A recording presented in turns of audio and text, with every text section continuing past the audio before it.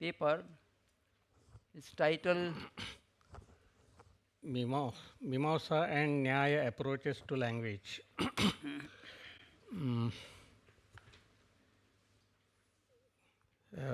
Venerable Sangha and respected Chairperson and all the scholars and friends. In this paper, sorry, I will discuss in brief two approaches to language, approach and Nyaya approach. First, I will discuss Mīmāṃsāka approach and then Nyaya approach. In Mīmāṃsāka system, there are two major schools, one founded by Kumarila Bhatta and the other by Prabhakara. Here I will focus on Kumarila's approach to language in the context of his theory of Pramāṇas. Kumarila accepts 6 Pramāṇas: perception, inference, verbal testimony, analogy, postulation, that is arthapatti, and non-apprehension, anupalabdhi. Among them, verbal testimony as Pramāṇa reflects his approach to language. So, according to the Bhatta Mīmāṃsāka text, Manameyodaya, verbal testimony or the knowledge from verbal testimony is defined as the knowledge of the sense of a sentence. The knowledge of the sense of a sentence occurs through a process. The listener first hears words. When any word is heard, its meaning is recollected.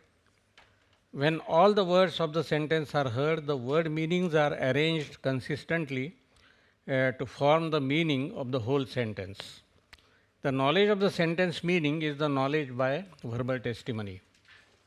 This process indicates a theory of sentence meaning according to which sentence meaning is a collective result of individual word meanings. It is called abhihitanvayavad. The sense, that is, the sense meaning is conveyed as an arrangement of individual word meanings. This theory of sentence meaning is distinguished from another theory according to which the words in a sentence do not express individual meanings but express collectively the sentence meaning. This theory is called anvitabhidhanavada. That is, the sentence meaning is conveyed in which word meanings are already arranged. This theory is attributed to another school of Mīmāṃsāka called Prabhakara school. This is about the meaning of an authoritative sentence. The other question is about the truth of the authoritative sentence.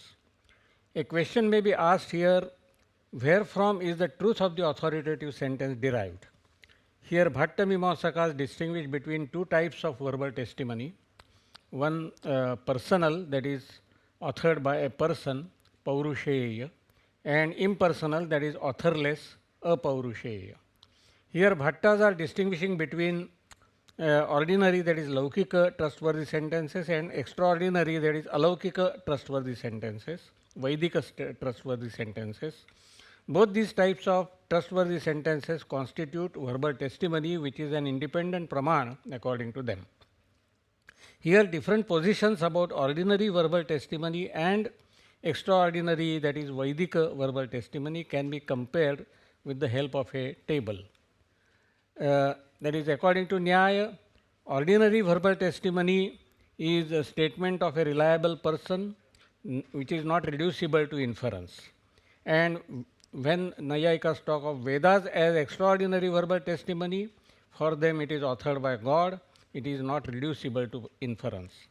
According to Vaisheshikas, however, the statement of a ordinary verbal testimony is the statement of a reliable person which is reducible to inference, whereas Vedas as extraordinary verbal testimony is authored by God and it is reducible to inference. According to Bhatta school of Mīmāṃsāka, ordinary verbal testimony is the statement of a reliable person which is not reducible to inference, and according to Bhatta Mīmāṃsāka, the Vedas as extraordinary verbal testimony is authorless, it is not reducible to inference. In the case of Prabhakara school, the ordinary verbal testimony is reducible to inference, whereas extraordinary verbal testimony is again authorless and not reducible to inference. According to Buddhism, ordinary verbal testimony is statement of a reliable person which is reducible to inference. According to Buddhism, Vedas as extraordinary verbal testimony is authored by persons, and reliability of Vedas is not accepted. Though Bhattamīmāṃsakas accept both types of testimonies, ordinary and extraordinary, their main interest is in establishing the extraordinary testimony of the Vedas. Vedas, according to them, have absolute and intrinsic authority. Such an absolute and intrinsic authority of a text is not possible if the text has an author. Any person, howsoever intelligent and knowledgeable he may be, cannot be completely free from faults, nor can he be omniscient. Now, implications of Mīmāṃsā approach to language. Naiyayikas accept the absolute authority of the Vedas, but they regard God as the author of the Vedas. Unlike Naiyayikas, Bhattas do not accept God either as the creator of the world or the author of the Vedas. The order of the world, according to Mīmāṃsakas, is maintained by the law of karma without any governor such as God. According to Purva Mīmāṃsā, the world in which we live is without beginning. Their slogan is, the world was never unlike this world. Na kadachit anidrusham jagat. Hence, there was no point of time when the world was originated, when human world came into existence, when Vedas were either composed or revealed for the first time. The knowledge of the Vedas has been transferred from one generation to another by teacher-disciple tradition. But there was no time when this practice began. Hence, according to Purva Mīmāṃsā, the Vedas are eternal, the words in the Vedas are eternal, the meanings of the Vedic words are fixed, universal and eternal. The word meaning relation is also eternal. The idea that the Vedas are authorless has implications to the structure of language as a whole.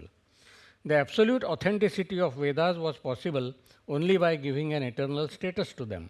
Kumarila also gives rational arguments for regarding words' meanings as well as word-meaning relation as eternal. The gist of his argument seems to be that if at all language as a system is to be possible, we have to treat words and their meanings as universals. Here we have to distinguish between a word as sound pattern, either uttered or expressed in writing on the one hand, and a word as a meaning-bearing unit on the other hand. For example, the word cow, uttered now and uttered after 5 minutes, must be treated as two occurrences of the same word if the utterances are used for conveying the same meaning. In Western philosophy, the word common to two utterances is called a type word, and the different occurrences of the type word are called token words. Accordingly, the token words may be particular and transitory, but the type words are universal and enduring. For the Mīmāṃsakas, the distinction between a token word and a type word is that between sound, that is dhvani, and word, that is shabda. To them, a sound is transitory, but a word is eternal. Just as a word as a meaning-bearing unit has to be universal and constant in order to make language possible, the meaning expressed by different occurrences of the same word has to be regarded as universal and constant in order to make language possible. Here, one has to attribute some universal and constant character to both words and their meanings. Similarly, word-meaning relation also is to be regarded as constant and intrinsic property of the words. Of course, it should be kept in mind that Mīmāṃsakas are giving this analysis of language in the case of Vedic language at the most Sanskrit language. They are not giving it as a general theory of language.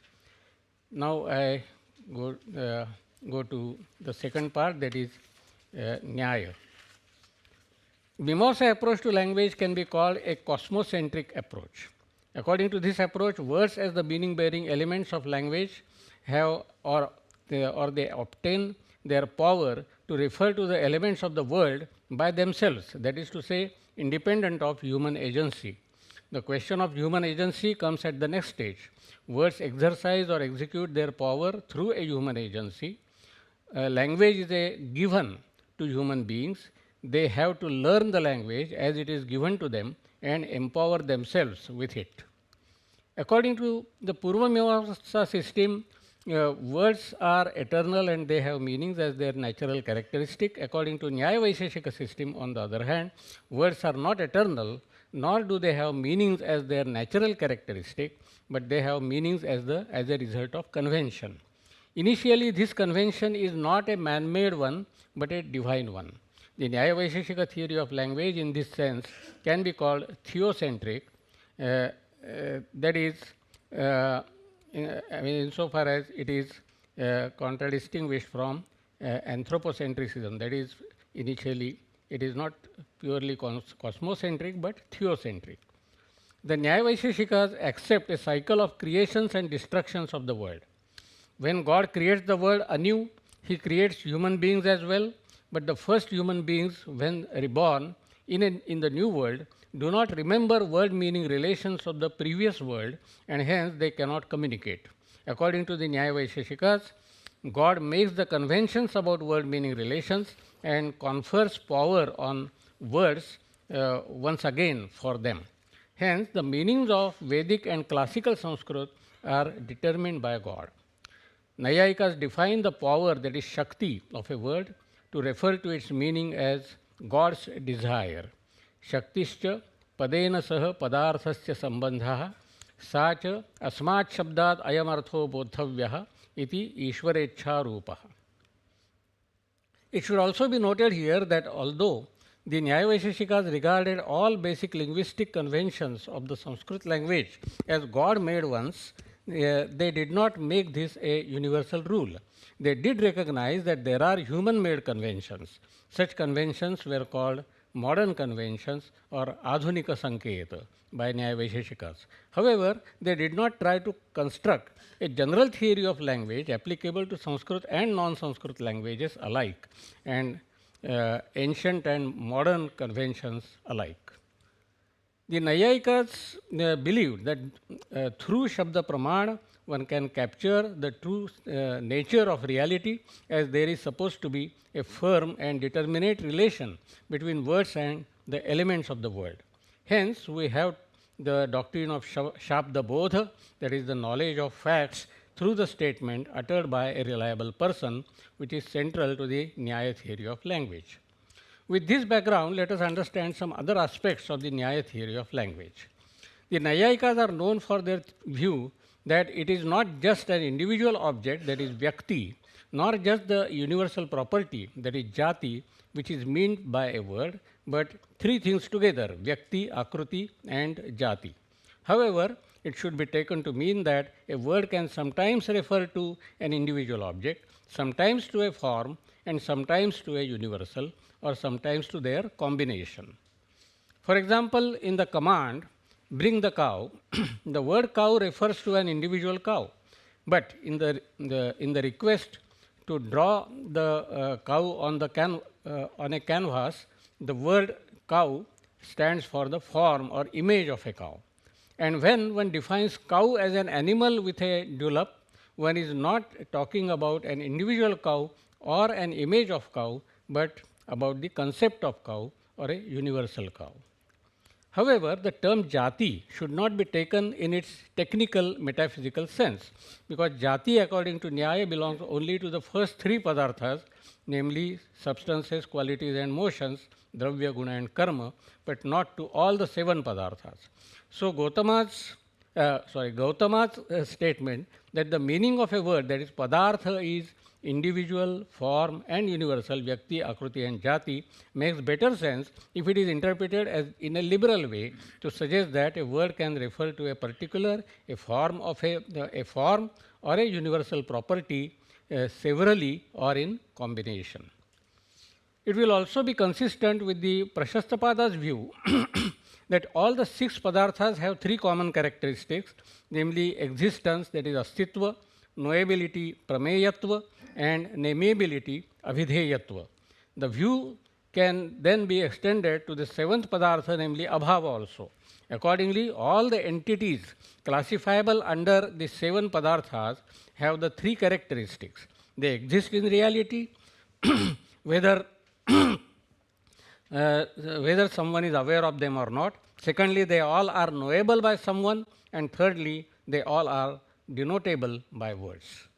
But whereas the theory treats the realms of existence, knowability, and affability as coextensive, it naturally gives rise to the issue concerning the gaps we generally experience between these realms. At least three such gaps can be spelled out. One, there may be something existent but ineffable. For example, the Vedantists may claim that the Brahman exists but is ineffable. Similarly, Dharmakīrti claims that Svalakshana exists but is not affable.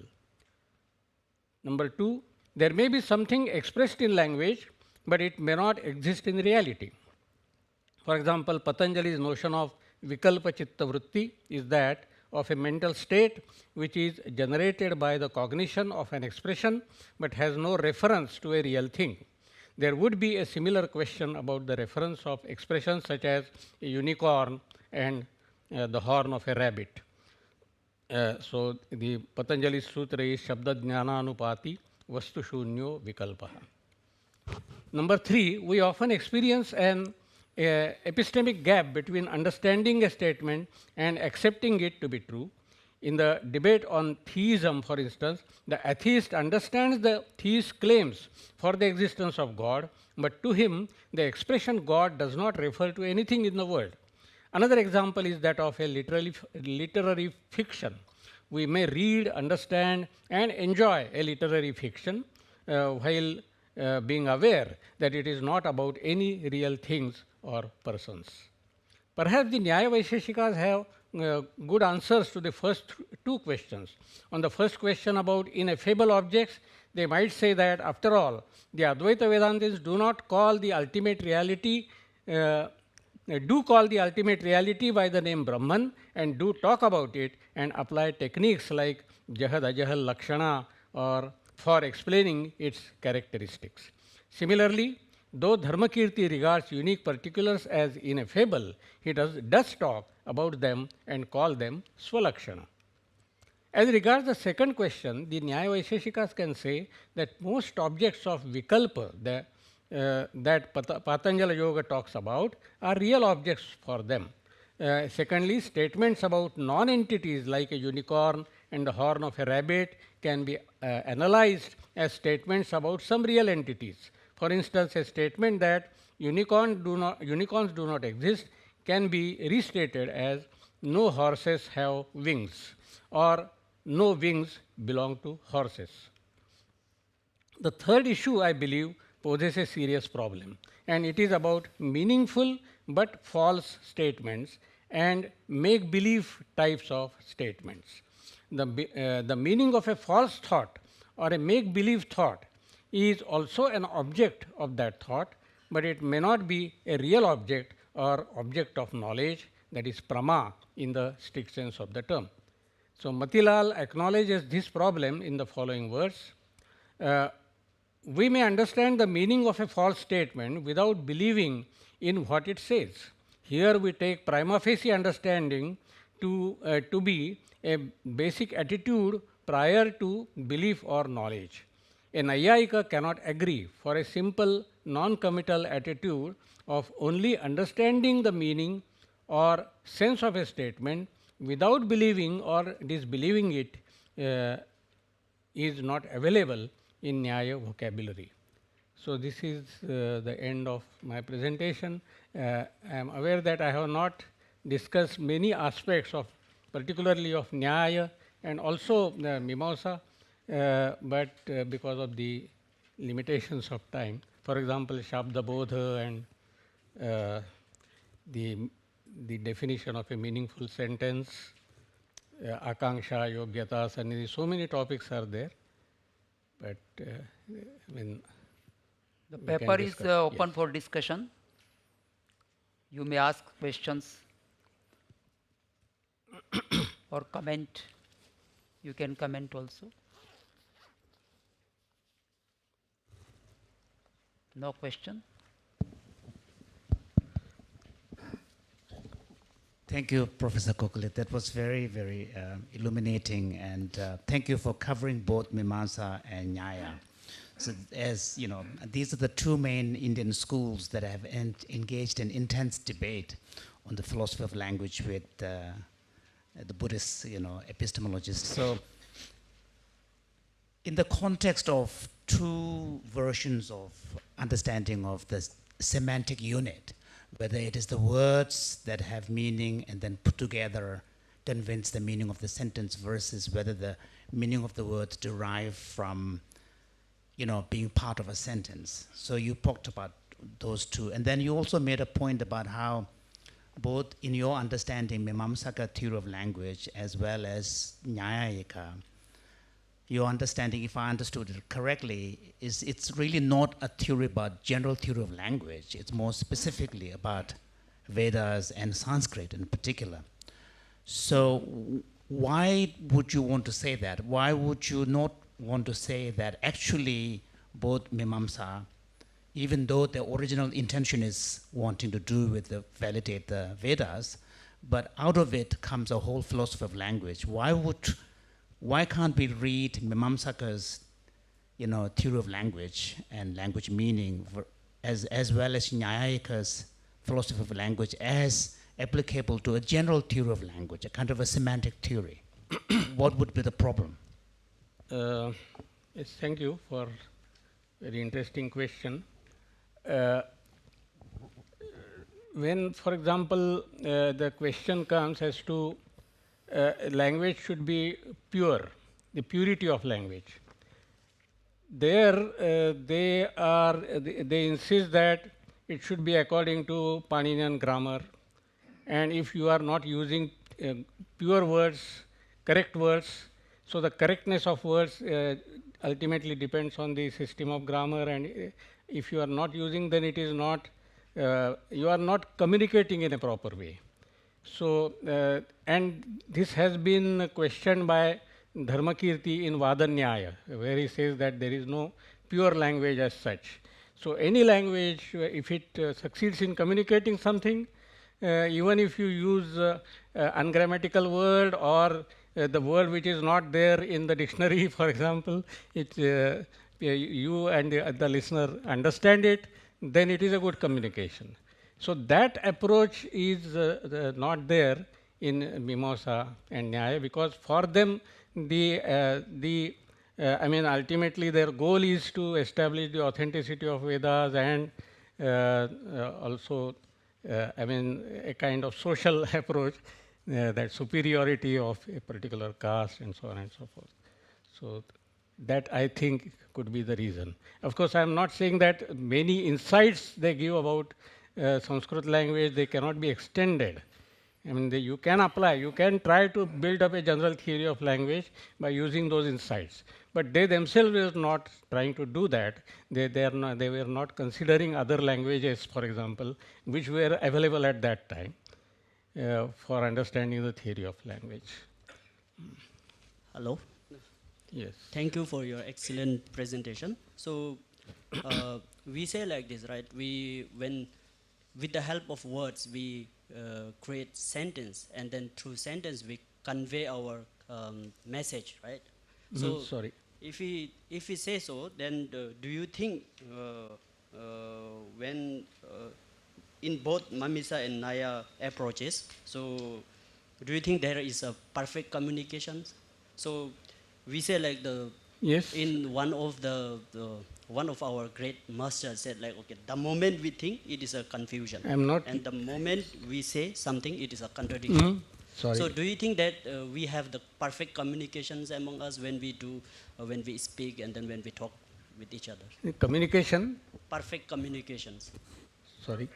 Perfect communication. No, how perfect communication is possible? That was the issue before both of them. And particularly Nyayikas. That is, how when I utter a sentence, I utter it, say, kramashah, and not at once. So no sentence is given in one moment. So first letters are uttered, letters after letters, which make a word, then words after words, which make a sentence, and the listener also hears in that order. And by at one moment, only one letter is heard. Second moment, phoneme is heard. And then when the last phoneme is heard, then he understands the whole world. And in this way, ultimately he understands the sentence. So when a word is heard, he remembers the meaning because he has already the convention. The conventional relation between words and meanings, both of them should have. On the basis of that conventional relation, he understands the word meanings and then ultimately sentence meaning. Given that certain conditions are fulfilled, and what are the conditions?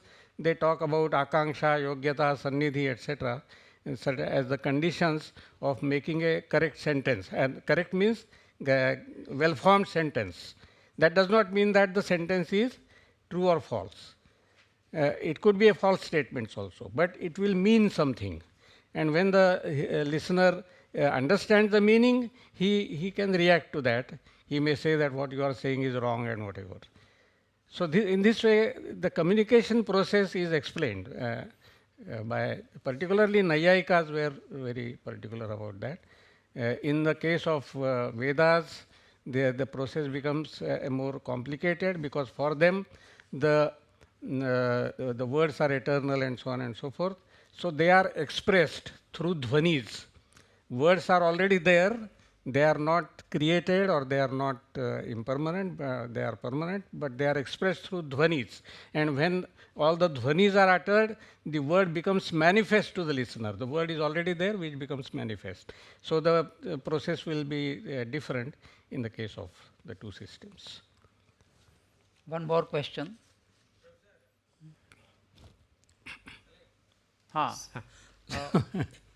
Professor, you said like the Mīmāṃsāka's methodology of understanding language is only for Vedas, like this Upakrama, Upasamhara and all that. But this can also be used for the Laukika language. That's yes. the number one. Number two, Yeah.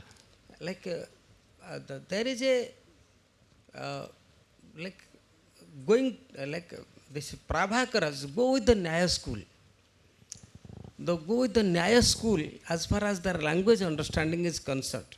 Somewhat like Bhattas differ because they believe that Shakti Grahopaya is there. So Bhattas believe in Vedantins.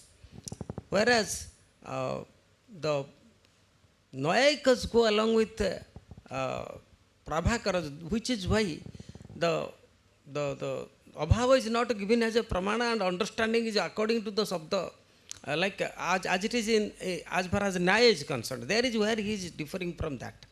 So do you think that Bhatta school is more towards the Vedas and Prabhakara school is like trying to compromise with the Vedas, Vedic exegesis? Did I make myself clear? The first question is the Mīmāṃsāka's methodology of understanding language can be applied to Laukika language also. Second is the difference between Bhatta and Prabhakara as far as language understanding is concerned is because they are Bhatta is more towards Advaita Nyayavada, goes towards Vedanta, Advaita Vedantavada goes towards Nyaya. Am I making myself clear? Is it clear, Professor? No, first question is clear. That is, I mean, it can be applied to Laukika, but there will have to be some modifications will have to be made. Because in the case of Vedic language, this Apaurushayatva is there, whereas in the case of Laukika language, the words are, the word meaning relations are understood, they are Paurusheya. Conventions can be made by human beings, that is accepted insofar as non-Vedic language and non-Vedic communication is concerned. Kaumarilas accept the Paurusheya aspect. But they are not insisting on Apaurushayatva. And actually, Prabhakara suggests many modifications in Bhatta approach, but whether they are nearer to Nyaya or not, I can't say anything on that. Okay. Now time is short. One question. My question is very short. I'm referring to these points, the testimony and language authored by God or Veda are not reducible to inference. Then we also have this explanation about Adhunika Sankita. Adhunika Sanketa. Adhunika Yes, Sanketa. Yes. So for me, I think it is very important that those that are authored or not authored by God and Veda must be made understandable to the modern man's language, if these are to be taught. But if these are treated as field where you can't question, then how can you bring the wisdom of the God or the Veda to the common people and especially in today's world? That's my question. Now I request. I mean, that was mainly concerned with the authenticity of Vedas. But I mean, when it is a question of conveying the knowledge contained in Vedas to common people, it is not necessary that it should be explained in Sanskrit and classical Sanskrit only. They were not, saying that, but I mean, that is what the world in which they were living was mainly the world of Brahmins, and naturally those questions did not arise before them. So are you saying that we can't, there's no relevance to ask these questions today? They are, certainly they are relevant today. Okay. Yes. Thanks to all. Now I request Professor Tashi Tsering to deliver his paper. His title of paper is Logic and Epistemology in the Buddhist Pramāṇa Tradition.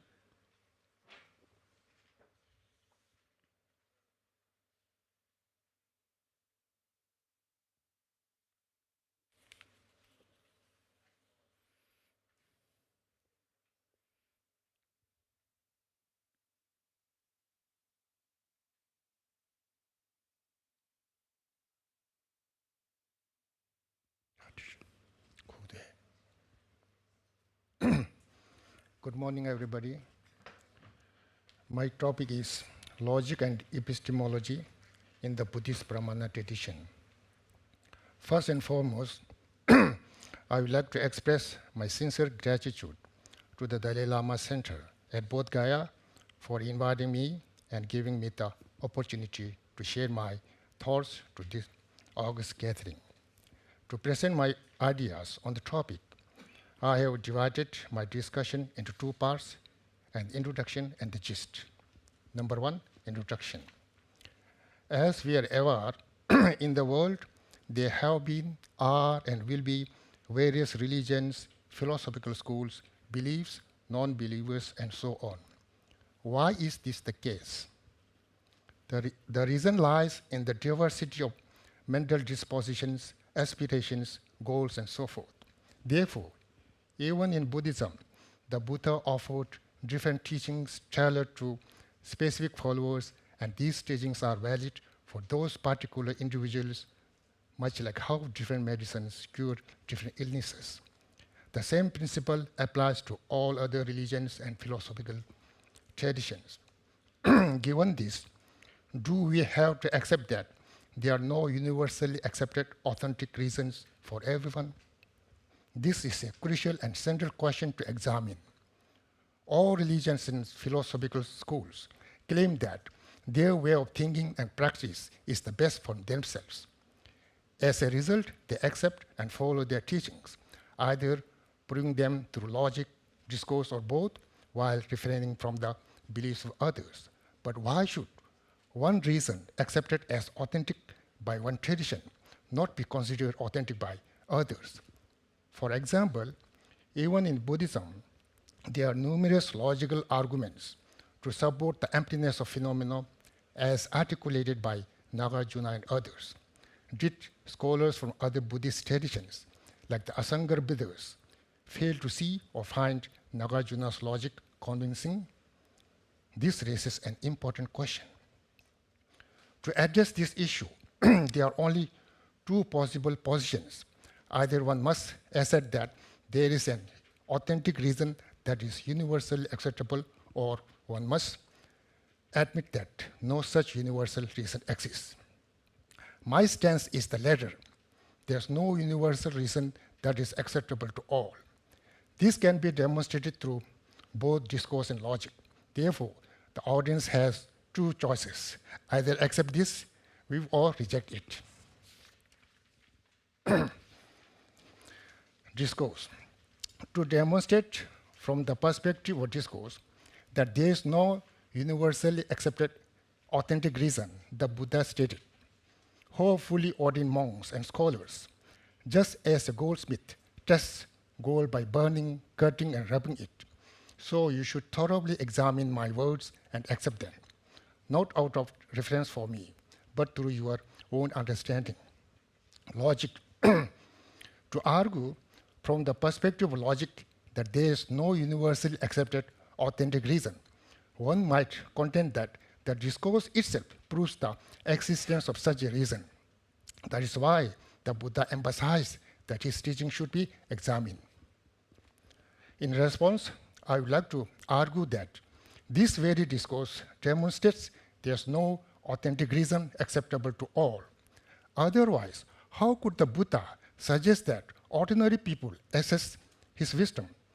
This would be impossible, as there is an inconceivable gap between the wisdom of the Buddha and that of ordinary beings. The true meaning of the sutta is that, after thoroughly examining the Buddha's teachings, individuals should accept them if they feel they are suitable for their mentalities, or otherwise reject them.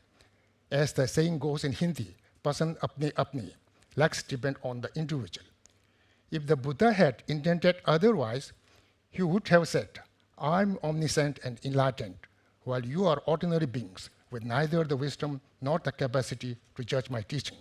You must follow whatever I said with unwavering faith and reverence."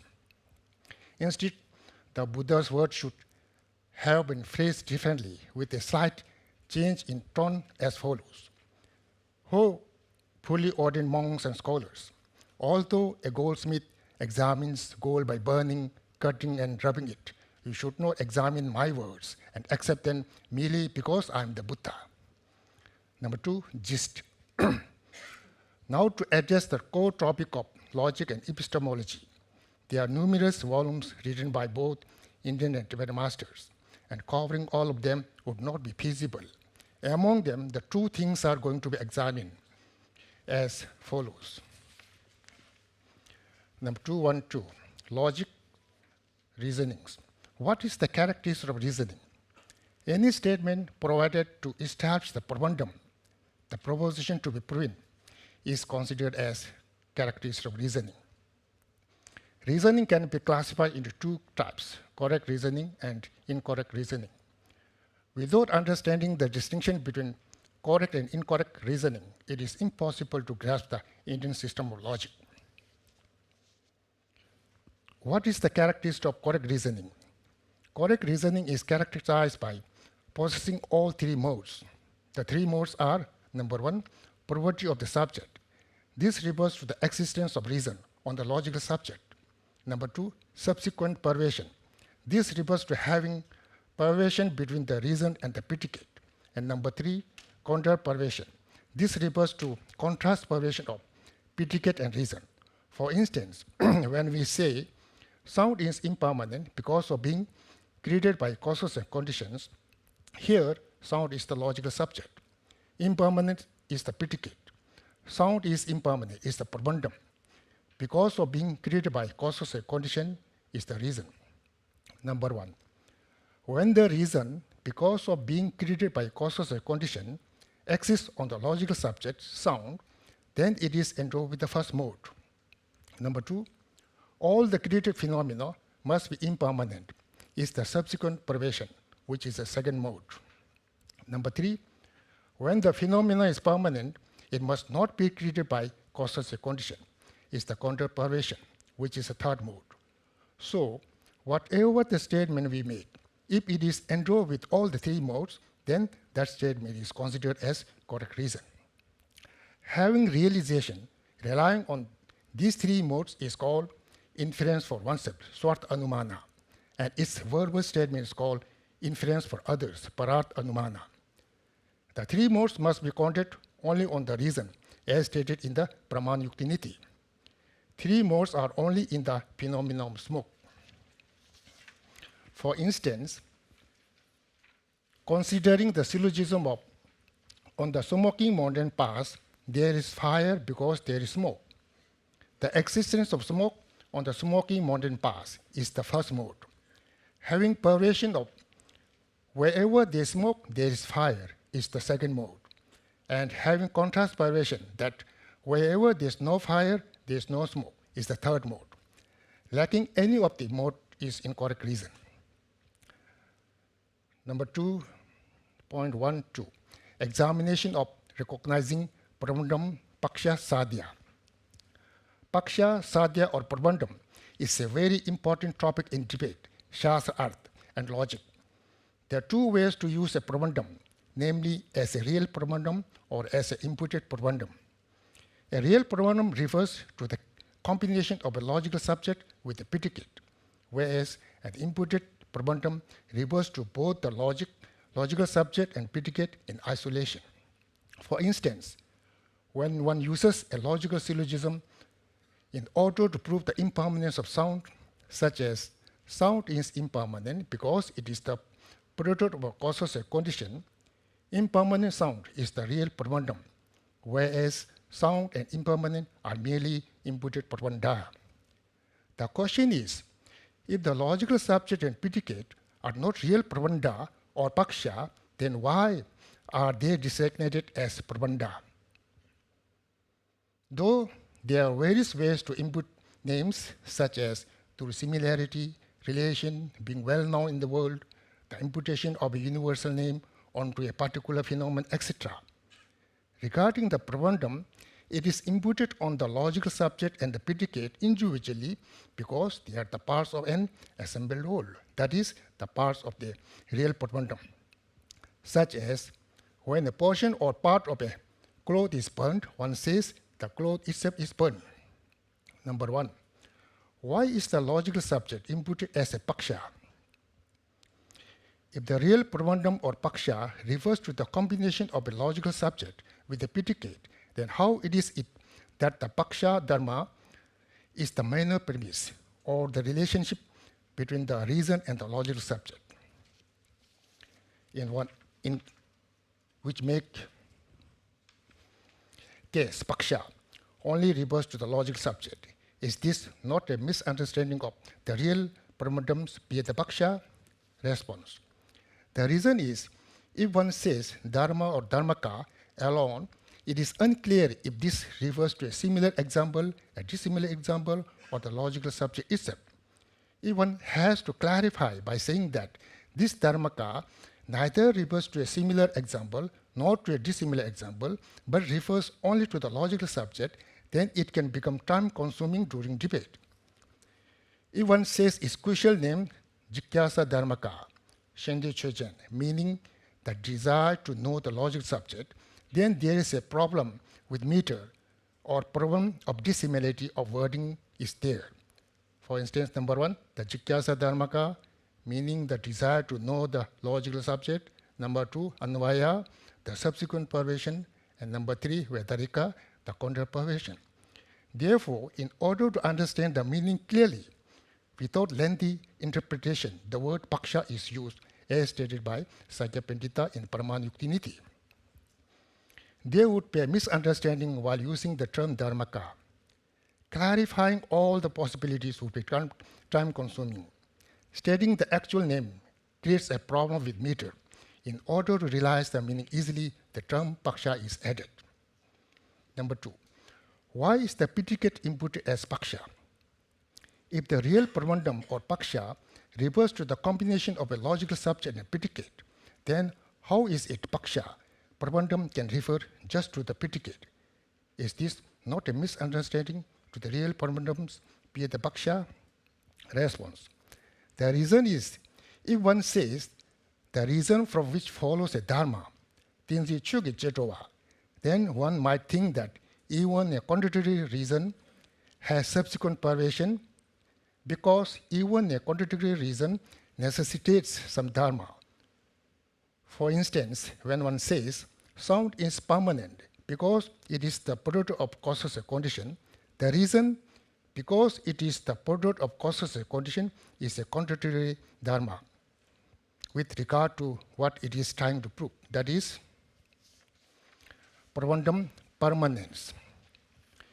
If one does not specify that the reason is in relation to the pravandam, then that person might think that the logical syllogism of sound is permanent because it is the product of causes and condition is also a correct reason, merely because from it follows some dharma. So in order not to have any confusion, it is said in the text, the reason from which follows the pravandam, tinzi tupje jetova, rather than the reason from which follows a dharma, tinzi chug jetova, as stated by Sakya Pandita in Pramāṇa Niti. In order to remove the error of thinking that the contradictory reason is a correct reason, the predicate is named the pravandam of sadhya. Chula tupje ming takpa, gewe tinzi yanda tu, lokbar tokba pongchiram, debjor ngoche tabain. When the paksha is stated in relation to dharma, then it automatically refers to the logical subject, such as enroll with hand automatically refers to an elephant, simply through a well-known convention. Whereas when dharmaka is stated in relation to dharma, then there is no certainty, just like enroll with the head could refer to anyone with the head.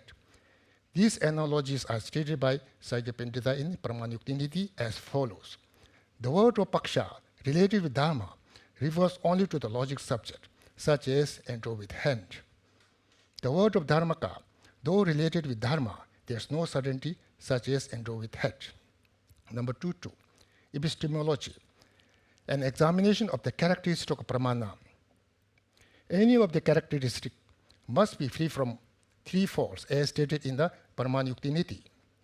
Non-pervasion, over-pervasion, and impossibility are the three general faults of characteristic. For instance, the authentic characteristic of a vase is a swelling odd belly, bulbous bottom, and capable to hold water. Is a characteristic of a vase free from all the three faults of non-pervasion, over-pervasion, and impossibility. If one says swelling odd belly is the characteristic of a vase, then pregnant woman would become a vase. If one says bulbous bottom is the characteristic of a vase, then electric bulb would become a vase. And if one says capable to hold water is the characteristic of a vase, then all humans and most of the animals would become vase. So in order to become authentic characteristic of a vase, there must be all the sentences without lacking any words. Characteristic of pramāṇa. There is a debate as to whether one must add the criterion novel or nava in front of non-deceptive consciousness, avisamvedaka, as the characteristic of pramāṇa or valid cognition. Focusing on the first stanza of the Pramāṇa Siddhi, chapter of the Pramāṇa Vartika, one finds only the pramāṇa is non-deceptive consciousness, so there is no need to add the word novel or firstly as the characteristic of pramāṇa. Some scholars say that Dharmakīrti later on in the same work added the pramāṇa also illuminates the meaning, artha, of that which is not known, and that this refers to the necessity that cognition occur novel or firstly in order to become a pramāṇa. Therefore, the combination of the two lines, one from the previous stanza and one from the later stanza, make one complete characteristic of pramāṇa. This view is also incorrect because there is no authentic reason why Dharmakīrti would separate one characteristic of pramāṇa into two different lines with a gap of many lines or stanzas between them. If Dharmakīrti stated one characteristic of pramāṇa spread across such a gap, then Dharmakīrti would not be a great or authentic scholar, since this demonstrates incompetence in writing. This view is also incorrect because since Dharmakīrti states that there is no fault of non-pervasion, over-pervasion, or impossibility with regard to the definition of pramāṇa as non-deceptive consciousness, there is no need to add more clarifying characteristics later on. Some say that these two characteristics from the previous and later stanzas are completely different from each other, arguing these two lines show the characteristics of conventional pramana and ultimate pramana separately. This view is also incorrect because then there would be no characteristic of general pramana, since both of these lines would demonstrate the characteristic of separate specific pramanas. So the conclusion is each of them show a complete characteristic of pramana applicable to both of the pramanas, conventional or ultimate, that they are identical in meaning and only the wording is different. Then the question is, if these two show a singular complete characteristic of pramana, then what is the reason to repeat this identical meaning in two different wordings? The reason is that, well, Acharya Dharmakīrti stated that the characteristic of pramana is non-receptive consciousness. Dignāga, in some contexts, stated the characteristic of pramana as to eliminate the meaning of that which is not known. Are these two characteristics mutually contradictory? Well, Acharya Devendramathi says that either definition is sufficient as a characteristic of pramana. Others classify these as the characteristic of ultimate and conventional pramana, respectively. According to Sakya Pandita, Dharmakīrti stated that also illuminates the meaning of that which is not known is a complete characteristic of pramana in different wording, but identical meaning to the stanza, to the earlier stanza as stated in Pramāṇa. Both non-deceptive and illuminates the meaning of that which is not known are identical in realizing the cognition of individual phenomena, swalakshana. Both characteristics are applicable to either conventional or ultimate pramanas. In his commentary, Sakya Pandita said, the phrase also illuminates the meaning, artha, of that which is not known. Mashe Tungi Sejejang means that the word meaning, artha, refers to a functioning or efficacious phenomenon which is swalakshana, and the meaning of to illuminate refers to the cognition of that swalakshana by the mind or consciousness. One may argue that if the knowledge of swalakshana is non-deceptive, then it is not pervaded by the knowledge of non-existence of a thing, abhava, since knowledge of non-existence of thing, abhava, is not knowledge of swalakshana. The response is, there is no fault, since the knowledge of non-existence of a swalakshana is also related to the existence of swalakshana, because without knowing swalakshana, the knowledge of no swalakshana would not be possible. 2.3, characteristic of pramana, classification of pramana. There are two classifications of pramana, direct perception and inference. Inference is the conceptual thought which emerges depending on correct reasons, as mentioned above, whereas valid scripture is included in inference. 2.4, direct perception. The characteristic of direct perception is free from conceptual thought and unmistaken awareness, as stated in Pramāṇa. Direct perception is free from conceptual thought and unmistaken. It has four classifications. Number 1, sensory direct perception. Number 2, mental direct perception. And number 3, yogic direct perception. And number 4, apperception, as stated in Pramāṇa. That unmistaken has four aspects. 2.5, examination of the manner of arising of direct perception with the sense faculties and direct perception with the mental faculty. The query is, when the 5 sense direct perception in the first moment from visual consciousness to physical consciousness cease, how many mental direct perceptions simultaneously arise in that same person in the next moment? Is there only one mental direct perception or 5 mental direct perceptions in that person? If only one mental direct perception arises, then the problem is there would be no proper cause and effect relationship between sense and mental perception. Since 5 sensory direct perceptions have ceased but only one mental direct perception has arisen. So there exists a fault or problem of dissimilarity of numbers between the cause and effect. Again, the question is, what kind of mental direct perception arises? Is it a mental direct perception of seeing form, or is it a mental direct perception of hearing sound, and etc.? If it is a mental direct perception of seeing form, then why is there not a mental direct perception of hearing sound and so forth? since all the 5 sensual direct perceptions are there during the first moment as a cause. On the other hand, if all mental direct perceptions arise, seeing form, hearing sound, and so forth, then there would be the problem of having many simultaneous mental continue in one person. Response. As there are many simultaneous direct perceptions related to the sense faculties, such as the direct perception of eye faculty and so forth, there are also many simultaneous mental direct perception of form, hearing sound, and so forth that exist simultaneously in the person. Therefore, there is no fault or problem of dissimilarity between the number of causes and effects.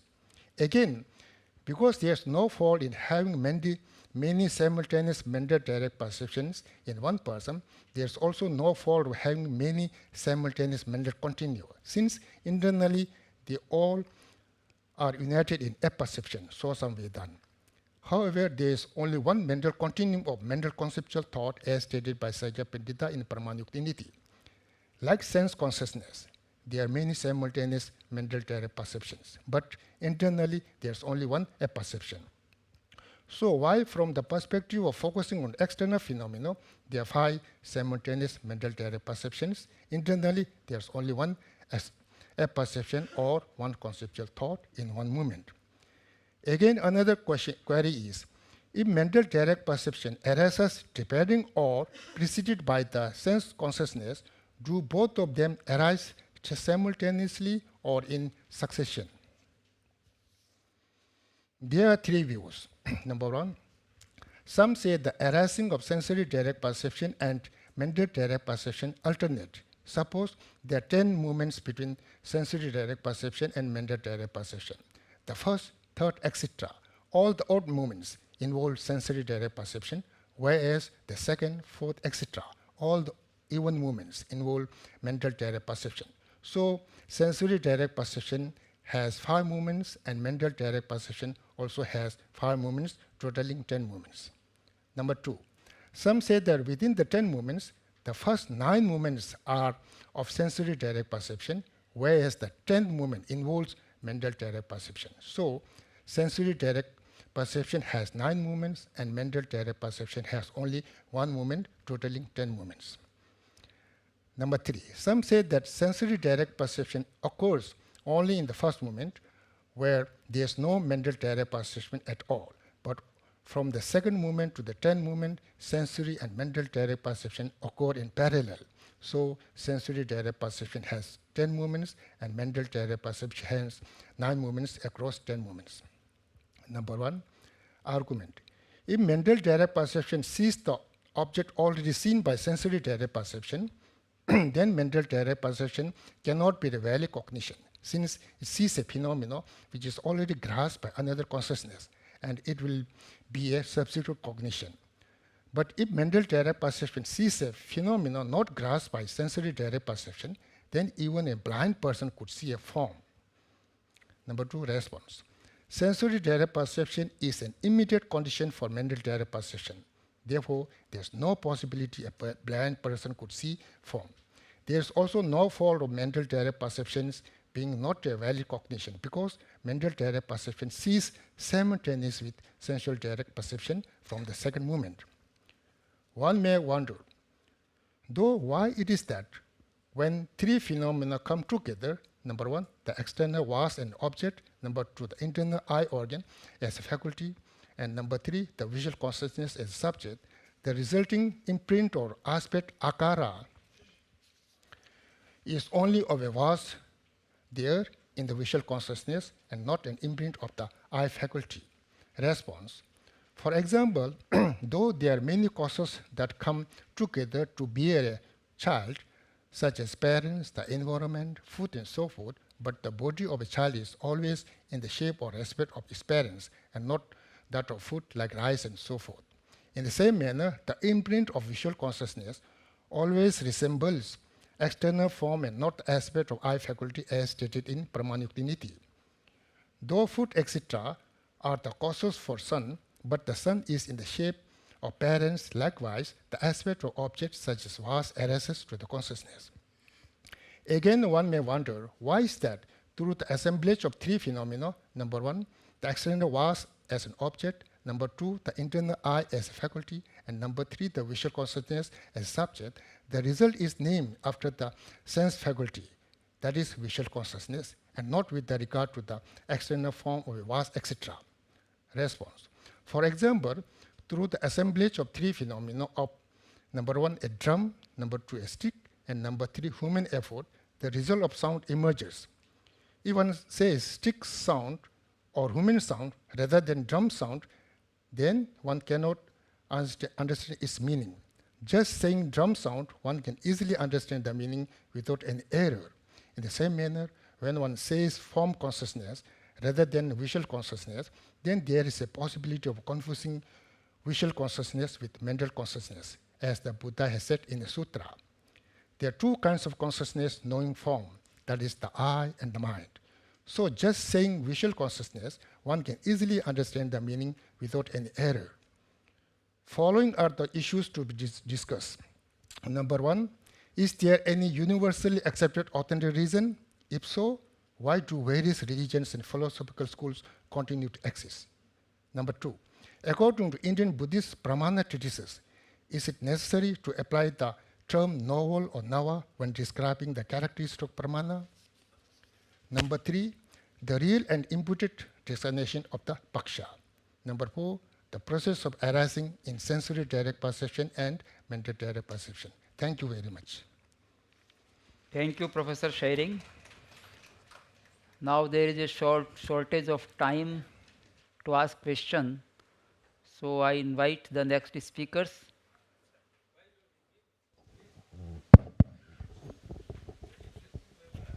So one question may be asked.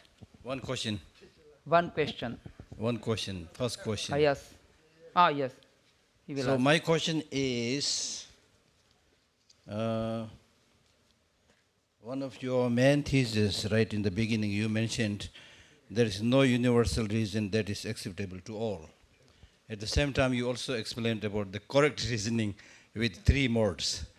So who is going to apply this correct reasoning with the three modes? Is it just for Buddhists? Because there is no reasoning which is going to cover all the realities of the world.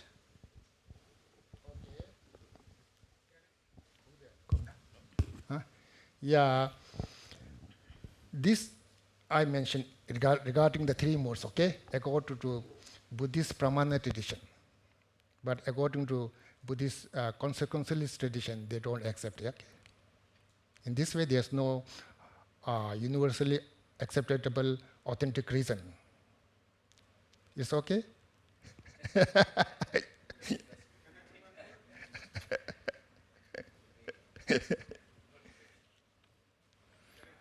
Thank you, Professor Professor Śabdārtha, for their excellent talks. Now I request Professor Jinpa, Geshe Thupten Jinpa and Dr. Karma Sonam Palmo.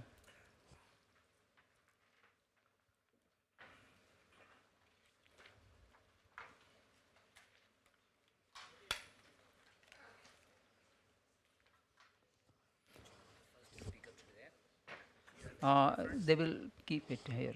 You can come here. No, he will come here. Okay, you can. You can come. Who is the next? Yes. Karma Sonam.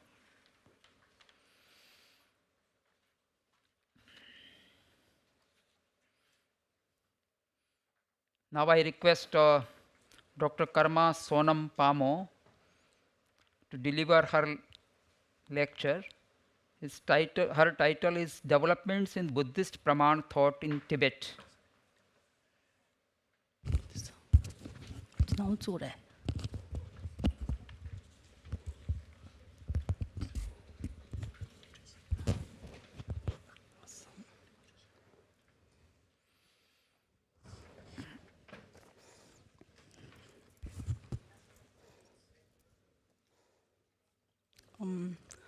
Namo Buddhaya. My humble greetings to His Eminence Professor S. Rinpoche and Venerable Sangha members and all the respected chairperson of this session and distinguished scholar on the dais, as well as all the distinguished scholars in the hall. First of all, I would just like to express my gratitude to the center because I'm deeply honored to be part of this first All India conference of the Dalai Lama Dalai Lama Centre for Tibetan and Ancient Indian Wisdom, for giving me this opportunity. And as it is in the paper and the schedule, the title of my paper is The Development of Buddhist Pramāṇa Thought in Tibet, the Historical Phases and Scholarly Contributions. Although a lot can be written and said about the extensive development of Buddhist Pramāṇa thought in Tibet, for this presentation, I briefly look into the historical phases in the development during the spread of Buddhist teachings in Tibet and the earlier scholarly contributions during the development. So I start briefly with general notes about Buddhist Pramāṇa in India. The philosophical system propounded by the Tathagata Gautama Buddha constitutes a significant classical Indian philosophical school with its own distinctive tradition of pramāṇa comparable to other classical Indian philosophical frameworks. Buddhist Pramāṇa, though dispersed throughout Buddha's teachings, transcends mere empirical considerations and logical reasoning. Rather, it functions as a comprehensive medium of valid cognition, deeply embedded as a pathway to spiritual knowledge. Significantly, the Tathagata Buddha never asserted absolute validity for either his own pronouncements or those of others. Instead, he emphasized the paramount importance of engaging with logical processes and reasoned inquiry that would ultimately lead to valid cognition. Consequently, the Buddha's philosophical teachings preserved in the sutras and tantras frequently take the form of dialogical exchanges between the Buddha and his disciples. Rather than imposing doctrinal declarations to be accepted solely on authority, Buddha consistently encouraged his followers to undertake their epistemological journey through rigorous logical reasoning, ultimately arriving at valid cognition through independent investigation. During the Buddha's lifetime, no distinct doctrine was explicitly designated as Buddhist Pramāṇa. Rather, epistemological elements were seamlessly integrated throughout his general teachings. The systematic Buddhist Pramāṇa tradition, as recognized today, formally emerged with Acharya Dignāga's seminal work, Pramāṇa Samujaya, a comprehensive compilation synthesizing approximately 108 Pramāṇa Shastras he authored, drawing upon the Buddha's dispersed teachings on Pramāṇa or valid cognition. This text catalyzed extensive scholarly engagement with Buddhist epistemology, generating numerous commentaries from his disciples and subsequent masters. The tradition gained further momentum following Acharya Dharmakīrti's composition of his renowned 7 treatises, which established a definitive methodological framework that facilitated the extensive flourishing of Buddhist Pramāṇa throughout India. Commentaries on Acharya Dharmakīrti's epistemological treatises were composed by many other distinguished Indian masters. Among the most influential commentators were Acharya Śabdārtha and Acharya Kamalashila, both instrumental in introducing Buddhist teachings to Tibet during the 8th century at the invitation of the Tibetan monarch Trisong Detsen. Particularly noteworthy among Acharya Śabdārtha's work is his Tattva Sangraha, a comprehensive compendium synthesizing Acharya Dharmakīrti's epistemological treatises, upon which Acharya Kamalashila composed his commentary, Tattva Sangraha Panchika.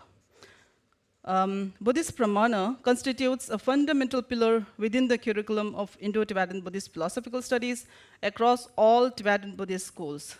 Firmly rooted in the ancient Indian Nalanda Buddhist tradition, it survives today as a vibrant living tradition within the Tibetan Buddhist tradition. Tibetan Buddhist masters, scholars, and translators meticulously preserved and advanced the Indian Buddhist Pramāṇa tradition through systematic translation of seminal epistemological treatises from Sanskrit to Tibetan.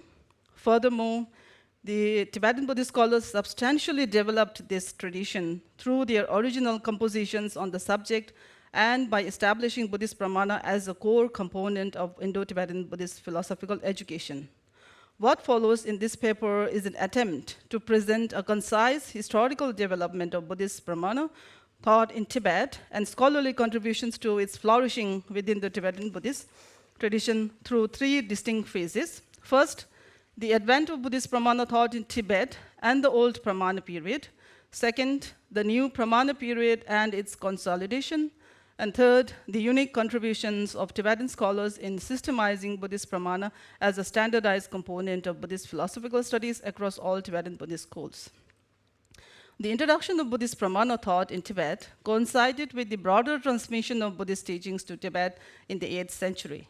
Following the arrival in Tibet of Indian Buddhist masters, Acharya Shantarakshita and Acharya Kamalashila, both renowned Buddhist epistemologists from ancient India's Nalindra Mahavihara, an extensive period of translation activity ensued with numerous Indian Buddhist Pramāṇa Shastras being rendered into Tibetan from Sanskrit between the 8th and 11th centuries, along with Shastras on Madhyamika or Abhidhamma or other subjects as well. This early phase of translation and study of Buddhist Pramāṇa Shastras continuing until the time of the Tibetan translator Ngolo Tsawa Loden Sherab, who was born in 1059, that's mid-11th century, became known as the Old Pramāṇa period, spanning from the beginning of the early to the later transmission of Buddhist teachings in Tibet. The early transmission period of Buddhist teachings in Tibet occurred between the 7th and 9th centuries, though substantive translation of Pramāṇa Shastras and their systematic study is believed to have commenced in 8th century during the reign of Tibetan king Trisung Deze. The initial corpus of Pramāṇa Shastras translated from Sanskrit to Tibet during this period, that is the early transmission of the Buddhist teachings in Tibet. This period included Acharya Dharmakīrti's Nyaya Bindu and Santan Antar Siddhi, some commentaries on these works, and Acharya Kamalashila's summary of the early portions of Hetu Bindu, translated by the Tibetan translator Kawa Palsek. This period marked not only the advent of Pramāṇa Shastras in Tibet, but also initiated the teaching and learning of dialectical methods through systematic logical reasoning based on the translated Buddhist Pramāṇa Shastras. During Tibet experienced a brief, significant historical discontinuity in the development of the transmission of Buddhist teachings between the 9th and 10th centuries, when scholarly activities, including teaching, translation, and practice of Buddhist doctrines were temporarily suspended during the reign of the 42nd and the last Tibetan king, Langdharma. However, by the 10th and 11th centuries, Buddhist intellectual activities gradually recommenced through the efforts of masters, practitioners, and translators who had preserved their traditions in remote regions of the country. As Buddhism re-emerged in mainstream Tibetan society, Tibetan translators and Indian Panditas once again systematically imported numerous Pramāṇa Shastras from India and restarted translating them. Among the most significant translations during this period were Acharya Dignāga's seminal Pramāṇa Shastra Pramāṇ Samuchay and his auto-commentary on it, translated into Tibetan at the beginning of 11th century by Upasika Shyama Sengyal. Similarly, Bhikshu Magyewe Ludu translated Pramāṇa Vartika, Vada Nyaya, and commentaries on them by Acharyas Devendra Buddhi and Shakya Buddhi into Tibetan during this period, commonly designated as the later transmission of Buddhist teachings in Tibet. These translations catalyzed the institutional establishment of Buddhist Pramāṇa studies, not only in the eastern region of Tibet, but throughout central Tibet as well. Thus, Buddhist Pramāṇa activities in Tibet, from its initial introduction in the 8th century through the 11th century, encompassing both the early and later transmissions of Buddhist teachings in Tibet, constitutes what scholars classify as the old Pramāṇa phase in the historical development of Buddhist epistemology in Tibet. While historical records from this period document the teaching and learning of Buddhist Pramāṇa through dialectical methods within monastic institutions, detailed accounts of specific methodologies remain limited. It is well established that all epistemological instruction and dialectical practice during this period relied exclusively on translations of Sanskrit Pramāṇa Shastras without supplementary Tibetan commentaries or independent treatises. At this stage, native Tibetan masters, scholars, and translators had not yet composed either commentaries or original works on Buddhist Pramāṇa in Tibetan language. A significant transformation in the development of Tibetan Buddhist epistemology occurred with the advent of scholar translators such as Ngo Lodzawa Lodin Sherab in mid-11th century, Chapa Chogyal beginning of 12th century, and Sakya Pentita Kunga Gyaltsen by the end of 12th century. These figures establish what became known as the new Pramāṇa period, characterized by systematic translations, critical revisions of earlier translations, and original Tibetan compositions on the subject. During this period, Tibetan Buddhist monasteries also emerged as prominent centers of learning where the study of Buddhist Pramāṇa took firm ground. The study and translation of Buddhist Pramāṇa entered a new scholastic phase with Tibetan Lodzawa Ngo Lodin Sherab, who began his Pramāṇa studies under Acharya Pandita Shempen Sampo, a student of the Indian Buddhist master Vinita Deva. Over a decade, Ngo Lodzawa Lodin Sherab translated many seminal Pramāṇa texts into Tibetan, including Acharya Dharmakīrti's Pramāṇa Vartika, Pramāṇa Vinishchaya, and Nyaya Vindu, as well as commentaries on them by Acharya Zamari and Dharmotra. More significantly, Ngo established a robust tradition of monastic dialectical debate practice primarily based on Pramāṇa Vinishchaya at the Sangpo monastery in central Tibet. This monastery, founded by Ngo Lekpe Sherab between 1071 to 1072, became the epicenter of Buddhist Pramāṇa studies in Tibet. Historical records indicate that Ngo Lodin Sherab's teaching career attracted over 40,000 students, specializing particularly in Buddhist epistemology. The timeline of Ngo's life, born in 1059, traveling to Kashmir in 1076, returning to Tibet in 1092, and passing away in 1109, corresponds with the establishment of the new Pramāṇa period. As the second throne holder of Sangpo Monastery, he initiated a systematic approach to Pramāṇa studies based on the texts newly translated into Tibetan. While historical records mention Pramāṇa studies in Tibet before Ngo, his era marks the first concrete evidence of the dedicated learning centers and systematic curriculum. From Ngo Lodin Sherab, the lineage of Pramāṇa teaching passed to Kyung Rinchen Thak, and from him to Chapa Chogyal, who was born in 1109, who represents a crucial milestone in Tibetan Buddhist epistemology. Chapa Chogyal became the first native Tibetan scholar to compose an independent text on Buddhist Pramāṇa in Tibet. His groundbreaking work titled Tseme Duba, commonly known as Duda or Collected Topics later, was designed as an elementary text introducing logical reasoning within the unique dialectical style of the Tibetan language, incorporating elements of Tibetan colloquialism. In addition to this seminal work, Chapa Chogyal authored several commentaries on Buddhist Pramāṇa treatises. His contributions mark a paradigm shift in the tradition, as until Chapa, there were neither independent Tibetan works on Buddhist Pramāṇa nor Tibetan commentaries on Indian Buddhist epistemological works. The teaching and learning of Buddhist Pramāṇa had previously relied entirely on translated works of Indian Pramāṇa Shastras. Chapa's innovations initiated a rigorous Tibetan Buddhist epistemological tradition that would thrive across all Tibetan Buddhist schools as a living continuation of the Nalanda Buddhist tradition.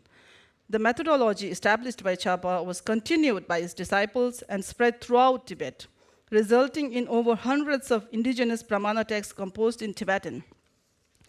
Chapa's student Zangnapa Chundu Singye studied Pramāṇa under him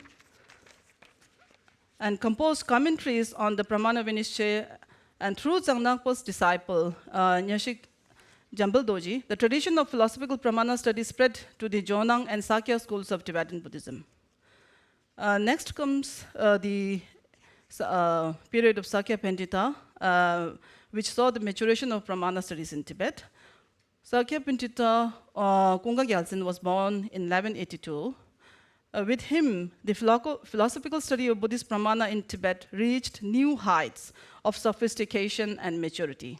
This period witnessed not only more systematic translations, but also critical revisions of earlier translated works. Sakya Pintita studied Buddhist Pramāṇa under the Indian Buddhist scholar Pandita Shakyashree and subsequently revised the Tibetan translation of Acharya Dharmakīrti's Pramāṇa Vartik, establishing this revised text as the foundation for Pramāṇa studies at the Sakya monastery. The most significant advancement during this period was Sakya Pandita's composition of Chema Rikter, Treasury of Reasoning, a seminal text comprising both root verses and commentary. This work brought forth extensive flourishing of Buddhist epistemological studies throughout Tibet, and it is said that the great scholar Sakya Pintita had several thousands of disciples, many of whom became lineage holders of his tradition later.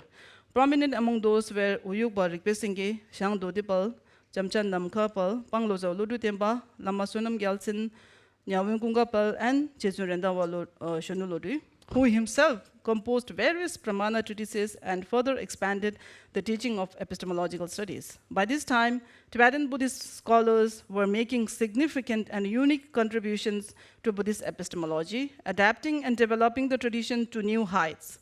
The foundation of a robust scholastic tradition encompassing teaching, learning, translation, and original composition of Buddhist Pramāṇa texts became firmly established, with Tibetan scholars producing their own texts that both preserved and innovatively extended the Indian Buddhist philosophical epistemological tradition in Tibet. Next, a short introduction about the unique contributions of Tibetan scholars in systemizing Buddhist Pramāṇa.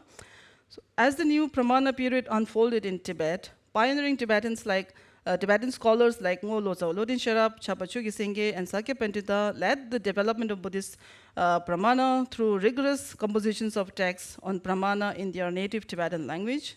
What began as the translation of Sanskrit treatises evolved into a distinctly Indo-Tibetan Buddhist philosophical tradition that standardized Pramāṇa studies across all Tibetan Buddhist schools through two primary systems of Buddhist Pramāṇa in Tibet, the Ngok system and the Sakya Pintita system. The Ngok system, initiated by Ngok Lodin Sherab, was significantly developed by Chapachu Gisenge and carried forward by substantive generations of scholars, subsequent generations of scholars. Although Ngok was the first to compose summaries and commentaries in Tibetan, it was Chapa's works, particularly Tsema Duypa and Tsema Yigim Munsil, that established Tibet's unique tradition of Pramāṇa study. These texts functioned as foundational textbooks on Buddhist Pramāṇa study for Tibetan monastic institutions, establishing what became known as the Ngok tradition or the new Pramāṇa. Of the four Tibetan Buddhist schools, the Gelug school primarily follows this tradition, which was rigorously practiced at Sangpo Monastery in central Tibet.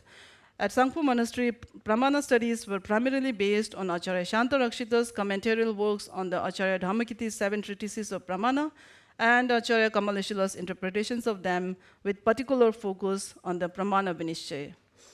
Sakya Pintita's system Sakya Pintita initially studied Buddhist Pramāṇa under disciples of Chapachu Singh before studying from the Kashmiri Buddhist scholar Shakyashree.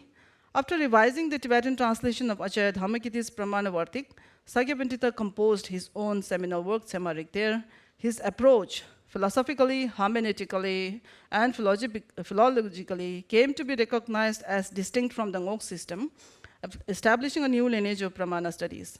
Sakya Pintita's Tsema Rikter, along with commentaries on it by other Tibetan masters, became immensely popular not only in Sakya monasteries, but also served as a prominent reference text in monastic institutions of Kagyu and Nyingma schools, which often utilized both Ngok and Sapin systems in their curricula.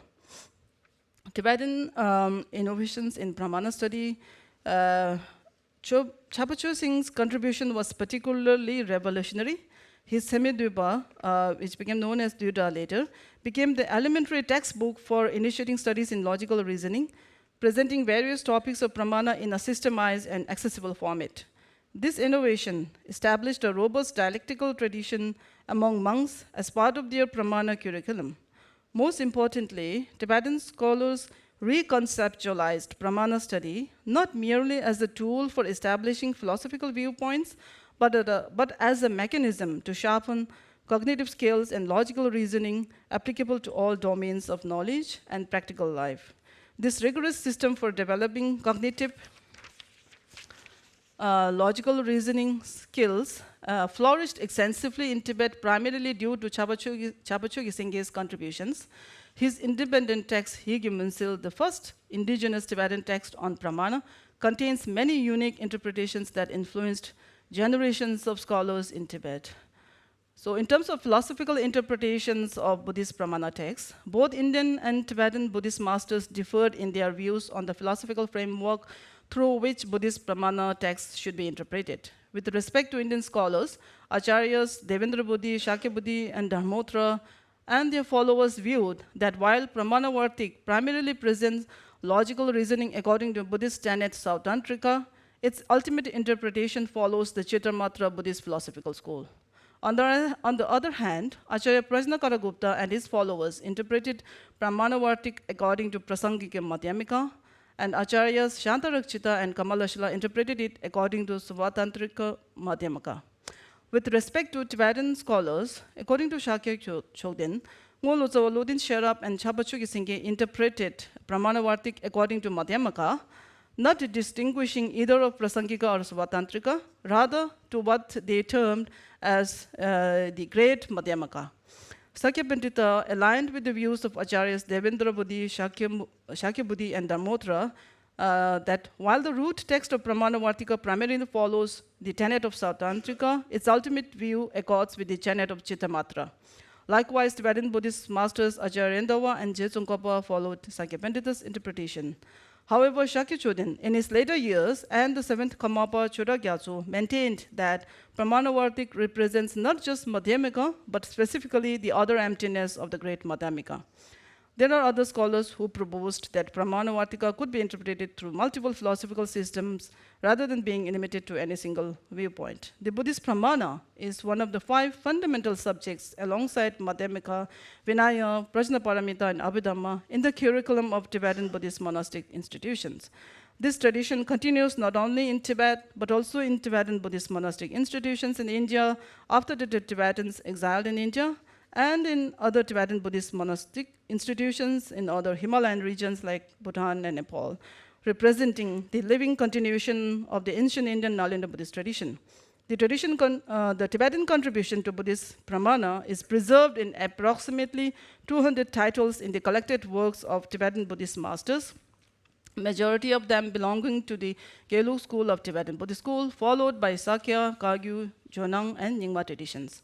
These works complement around 70 Buddhist Pramāṇa Shastras translated from Sanskrit into Tibetan and preserved in the Tengyur collection of Indian Buddhist commentarial literature. In conclusion, the development of Buddhist Pramāṇa in Tibet represents a remarkable intellectual achievement that spans centuries of dedicated scholarship. From its Indian origins to its Tibetan flourishing, Buddhist Pramāṇa evolved through distinct historical phases, the old and new Pramāṇa periods, finding sophisticated expressions through the seminal contributions of scholars like Ngolozawaludin Sherab, Chapacho Gyesengye, and Sangya Pedida Kunga Gyaltsen. These luminaries not only preserved the epistemological frameworks inherited from Indian Buddhist acharyas Dignāga and Dharmakīrti, but transformed them through innovative interpretations and systematic integration with broader Buddhist philosophical tenets. The divergent systems established by Ngolozawaludin Sherab and Sakya Pandita Kunga Gyaltsen, along with Chapa's groundbreaking methodological innovation, demonstrates how Tibetan scholars transcended mere preservation to create distinctive intellectual traditions. Their nuanced approaches to interpreting Buddhist Pramāṇa texts through the lens of the 4 Buddhist philosophical systems further enriched the Buddhist Pramāṇa tradition in Tibet.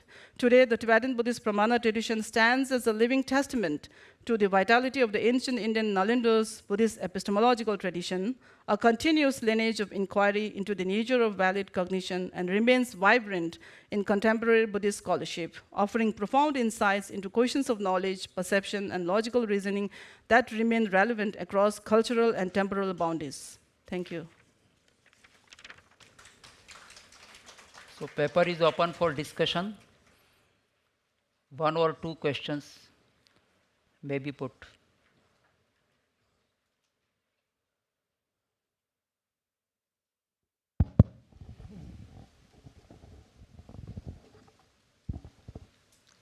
Thank you for your beautiful paper and enlightening us about the third phase of epistemology in Tibetan tradition. Out of curiosity, I am asking, can you give one example of the Tibetan interpretation of either Pramāṇa or maybe some of the Dignāgas or Dharmakīrti's concepts? One example of Tibetan interpretation, if possible. Otherwise, we will discuss it later on. As presented by the earlier presentation, as well as in my paper, the Tibetan interpretation of the Pramāṇa, of course, the root text is the Indian Pramāṇa Shastras, but I think they systemize it and standardize through certain hermeneutical, different hermeneutical approaches between these two systems of Losā Walodin Sherab and Sakya Pandita's Kunga Gyaltsen, and also about the text that they emphasize. Like during the Losā Walodin Sherab and the Pramāṇa studies at Sangpo Monastery, they relied initially on the Pramāṇa Vinishchaya of Acharya Dharmakīrti, and later during the Sakya Pandita's study tradition, they emphasized or based their studies of Pramāṇa based on Acharya Dharmakīrti's Pramāṇa Vartik, and also the interpretation between them, I guess some philological differences about or interpreting differs between the two systems. Also about, I think the difference lies in the philosophical interpretations of the two systems, whether you interpret it through this philosophical school or that philosophical school, and also about the interpretation differs about whether when you define the characteristics of the Pramāṇa, whether we add, certain like novelty, that new word or not, and how do you define? I think there lies a lot of distinctions between these two systems, which I guess will be further enlightened by the next speaker. Yes. Yeah. Thank you. Thank you. Yes.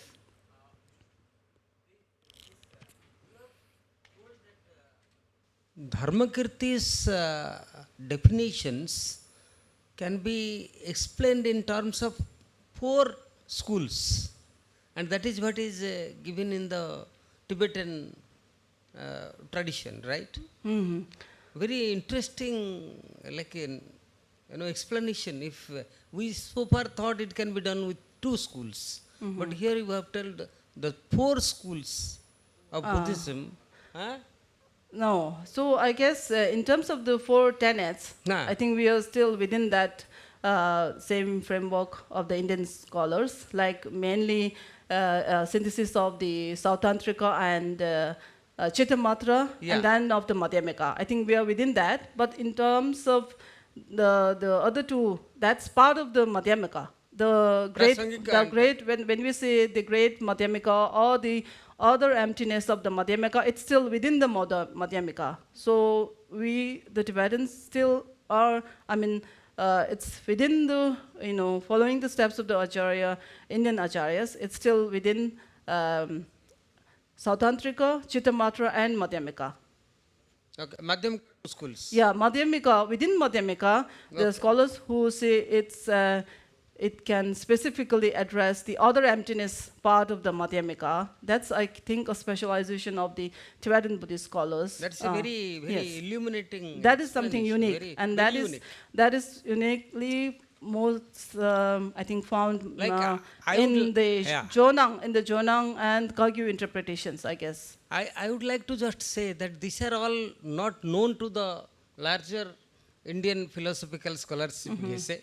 Like this should be brought out. Sure. And like I did not know that Sakya Pandita and all that. We never studied all these texts in the south and all. Sure. Thank you very much for. Thank you also. It's very. Now I request the next speaker, renowned Professor Geshe Thupten Jinpa.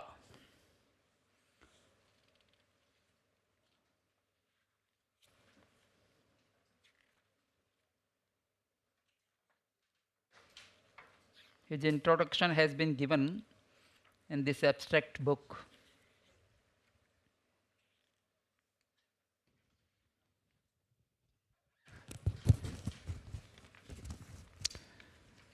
Professor Samdorn Bache,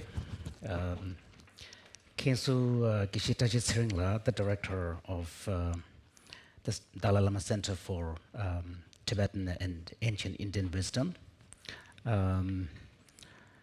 Denpa Tsering, project coordinator for the center, and Chimi Rinzila, senior secretary to His Holiness the Dalai Lama, and chair of the session, and fellow scholars and participants and friends. It's both joy and honor to be part of this inaugural All India Conference organized by this new center. I grew up in India as a Tibetan refugee, and my formal education was in the monastic system.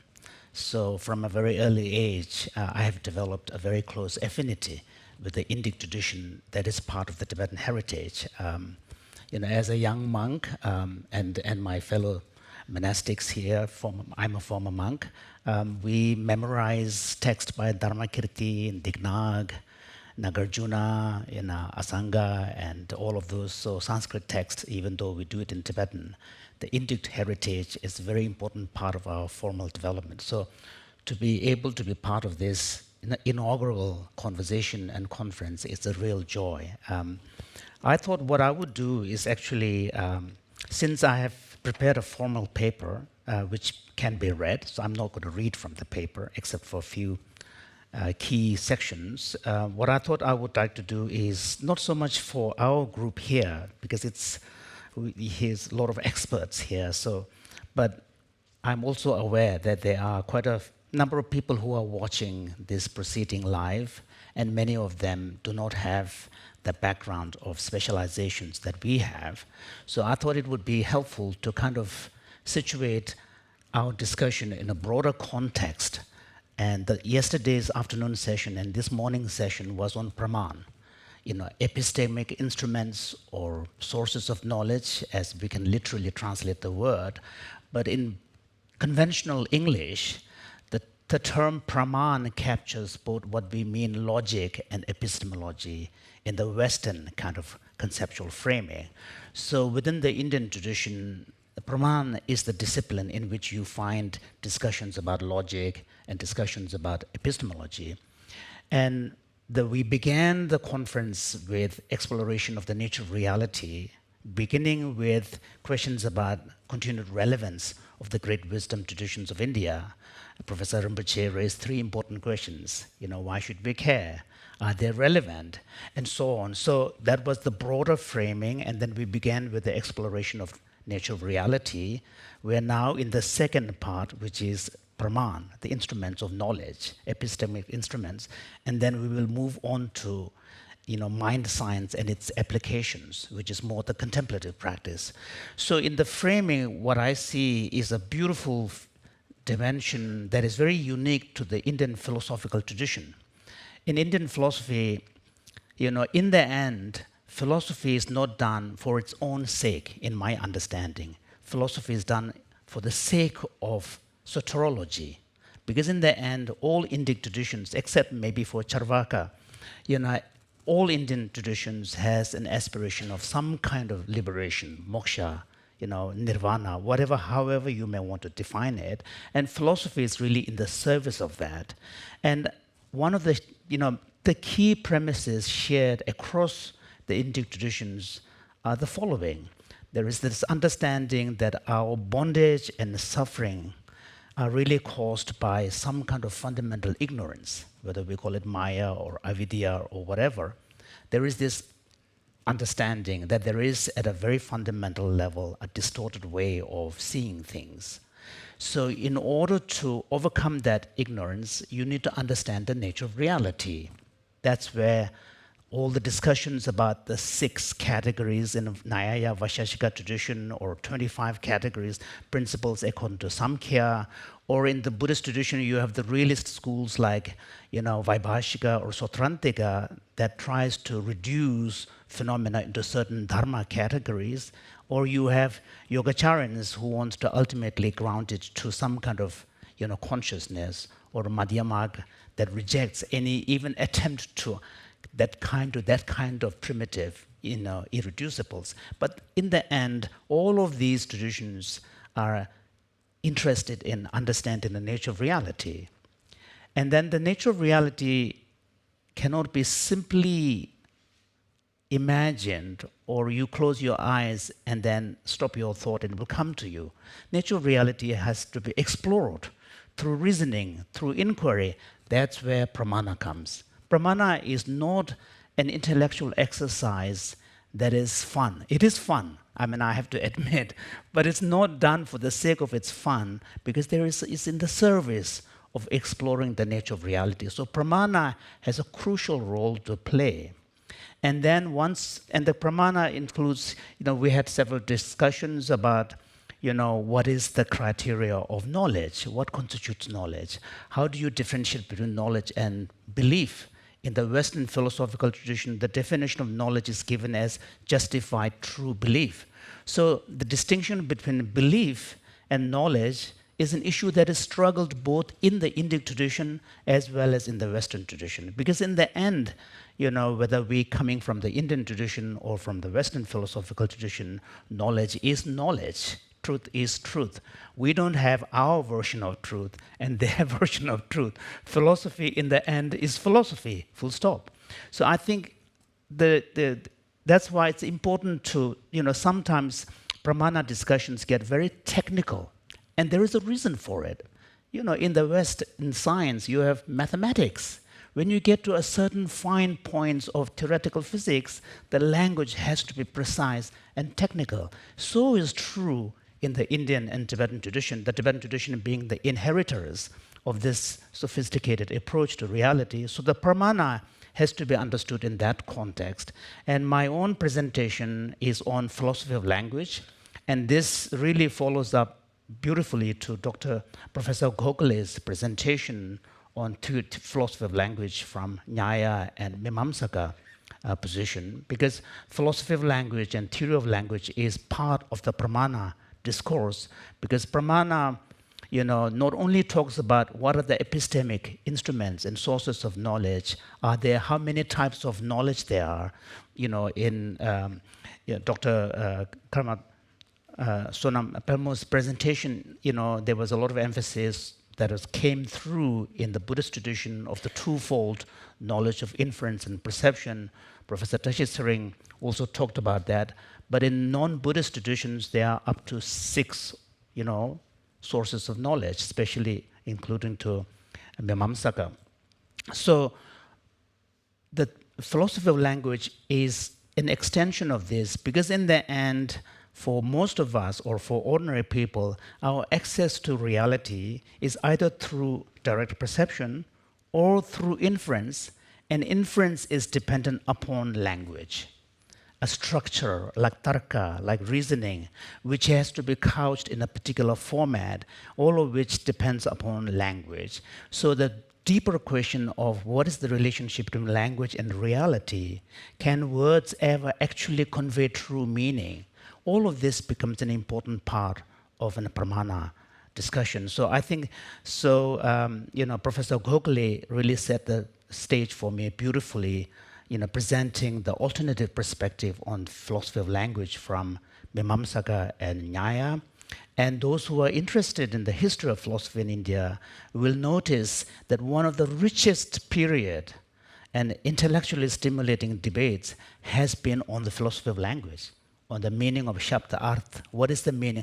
A simple question of what exactly is meaning. How do words convey their meaning when you say this is a cow? I mean, it's a simple statement. You know, what is going on here? When a person points to an animal, say, this is a cow, and the listener understands from this, what exactly is going on? It's a simple question. So this reminds me of an amusing story when the Tibetan monastic universities of the Gelug traditions were resettled in southern India. Drepung and Ganden were together at the initial stage in tents, and every evening they were doing major debates. And it turns out one day the topic was Apoha theory, about philosophy of language from the Buddhist point of view. And there's a lot of examples given about, this is a cow. How does the word cow conveys the meaning cow, and whether there is such a thing as a cowhood. So apparently local Tibetans were fascinated, saying, and they start talking to each other, saying, I don't know what's going on with the monks today. They're all arguing about cows. So in the end, the philosophy of language question is very simple. What is going on when someone says this is a cow and the listener gets to understand a meaning from this? This is a very simple question. And here, the Mīmāṃsā view was presented, and Nyaya, there were two main elements that are part of the philosophy of language, theory of language before. One is the idea that there must be an eternal relationship between words and their references, like in the Mīmāṃsā case. And that relationship is intrinsic. It's not acquired, not developed subsequently. So that was a very important concept. Another important concept was the concept of universals, jati, or samanya. And the idea was that in order for us to apply general terms like cow, humans, trees, and so on, there must be something in the world, in the objective world, that the word refers to, which the particulars are in some sense the universal is being instantiated in the particulars. There must be a universal reals, and it's one of the 6 categories in Vaisheshika and Nyaya, taxonomy of reality. It's believed to be eternal, real, and so on. Now, one thing that the Dignāga, which Doctor pointed out, was the initiator of Pramāṇa in Buddhist tradition. Dignāga formulated and proposed a philosophy of language which based on what he calls a theory of Apoha, or Anyapoha, exclusion of the other. And the key part of that was the rejection of these 2 key ideas. There is such a thing as the universals, and there is an intrinsic relationship between words and their references. So, in other words, Dignāga is saying that the relationship between words and their references are conventionally constructed. It's a consensus that language speakers buy into. We don't know who first formulated it. The fact, by virtue of the fact that you are participating in a language community, you have already bought into that consensus. And that convention establishes the boundaries which makes the words meaningful. So that was a key idea. So he rejected this important principle. The other one he rejected was the need for any real universals. And this is why, among the critiques of Dignāga, the most vocal ones were Kumarila and Uddiyodhakara, because both of them saw in Apoha theory a tremendous challenges to key ideas within Nyaya and Mīmāṃsāka kind of epistemology. So let me read a very succinct presentation of, at least from Dignāga's perspective, what is Apoha? What does it mean by Apoha? And this is from Bimal Krishna, Matilal, who many of you know was instrumental in making Indian philosophy accessible and taken seriously by Western philosophers. He was a Spalding professor at Oxford. So let me quote. He writes, "Words or utterances of words behave as inferential signs in that they present to the hearer the knowledge of their meaning by excluding an indissimilar object where the intended meaning does not belong." So he's referring to Apoha. More particularly, utterances of such common words as cow or water present to the hearer a knowledge of their meaning, a cow or water, not through objective universal, such as cowhood or waterhood, but through the exclusion of complement classes of non-cows or non-water. In modern terminology, we may say that according to the Buddhists, by such general terms, we do not assert genuine predicates of a thing, and that rather we deny the supposition of all contrary predicates. This is a cow does not assert the cowhood of the subject. It denies that anything contrary to the cowhood can be predicated of the subject. So this is actually one of the most clear articulation of the Apoha theory, from at least from the Dignāga perspective. So Dignāga, in my paper, then I divide my presentation to Dignāga's formulation of the Apoha theory and Dharmakīrti.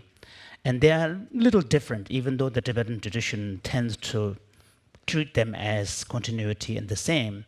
But in Dignāga tradition, in his own formulation, unfortunately, the main text where he seems to have developed this, presented this in a much more extensive manner, Samanya Pariksha, is no longer extant. It was not translated into Tibetan. So it doesn't seem to be available. But his other work, Pramāṇa Samuccaya and its Vritti, its commentary, were both translated. The Sanskrit doesn't exist. We do have Jirendra Bhutri's commentary on those in Sanskrit, which was later found in Tibet. But the Pramāṇa Samuccaya and its Vritti are not available in Sanskrit. They exist only in Tibetan. So in Pramāṇa Samuccaya, there is a specific chapter on Apoha, and this is chapter number 5. And the opening of that chapter, actually appreciating significance is importance. Actually, the opening of the chapter states that verbal testimony is not a distinct category of pramana. It is an instance of inference. So this is the context in which he's presenting Apoha theory. And his statement is that just as inference functions by way of excluding its presence in dissimilar phenomena, in the same way words convey their meaning not through some kind of direct denotation by pairing one word to an object in the world, but rather through an exclusion of its contrary category, like exclusion of non-cows. So in this way, the words convey their meaning. And then Dignāga goes on to tackle some of the problems of co-reference, like blue lotus. How does the word, in Dignāga's Apoha theory, how can you, convey this idea? And then how can you solve the problem of explaining the qualifier and the qualified relationship? That's another important point in Nyaya epistemology and philosophy of language as well. Dignāga goes on to then explain how these problems can be explained and solved from his theory point of view. Then he goes on to give a formal structure. So Dignāga's approach is more like a logical approach. And here he borrows Nyaya's taxonomy of reality, of different levels of universals, from the object of knowledge to existence, to substance, to things being earthened, then to tree. So he has a hierarchy of, universals, with the supreme universals, on the top, and then he borrows that and shows that the most high-level general term, does not convey the meaning of the lower levels, whereas in the opposite, if something is a tree, then it is necessarily substance, it's necessarily existence. So he has this logical way of explaining how the operation of exclusions take place. So there's a very memorable Antara Sholoka intermediary verse in Pramāṇa Samuccaya where he spells this out.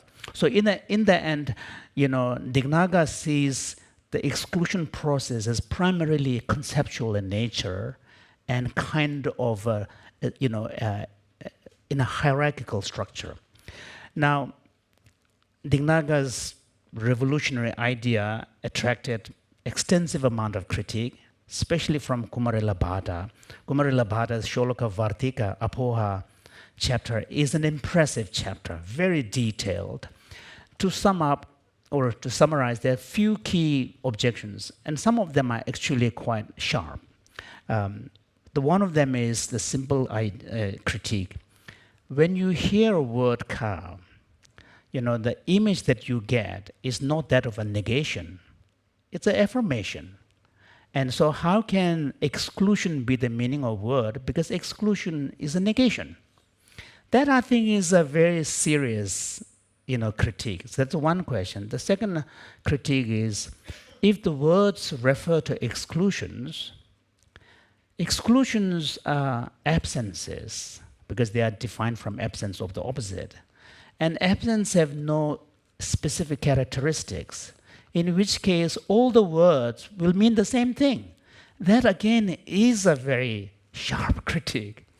And another critique is, if the word cow conveys the meaning cow through exclusion of cow, which is a non-cow, then in order to have a sense of a non-cow, you need to know what cow is. Because without knowing a cow, you can't talk about non-cow. Then there is a kind of a mutual dependence which is not going to lead anywhere. So that's another important critique. And then another important critique was, okay, so what about the words existence or object of knowledge, which has no contrary phenomena to be excluded because it subsumes everything. So those are important critiques to which, of course, then Dharmakīrti responds, Śabdārtha responds, Dharmottara responds. And one of the most internally problematic aspects of Dignāga's theory is this idea that Svalakshana, unique particulars, and the universals are two completely bifurcated aspects of reality corresponding to the two types of knowledge. Perception relates only to Svalakshana, inference relates only to the Samanya Lakshana, general. How do you bridge the two? That, just as in the Sankhya, whenever you have two things, it's always the question is, how do you link the two, and what is the principle that links the two? That became a major challenge, which Dignāga did not answer.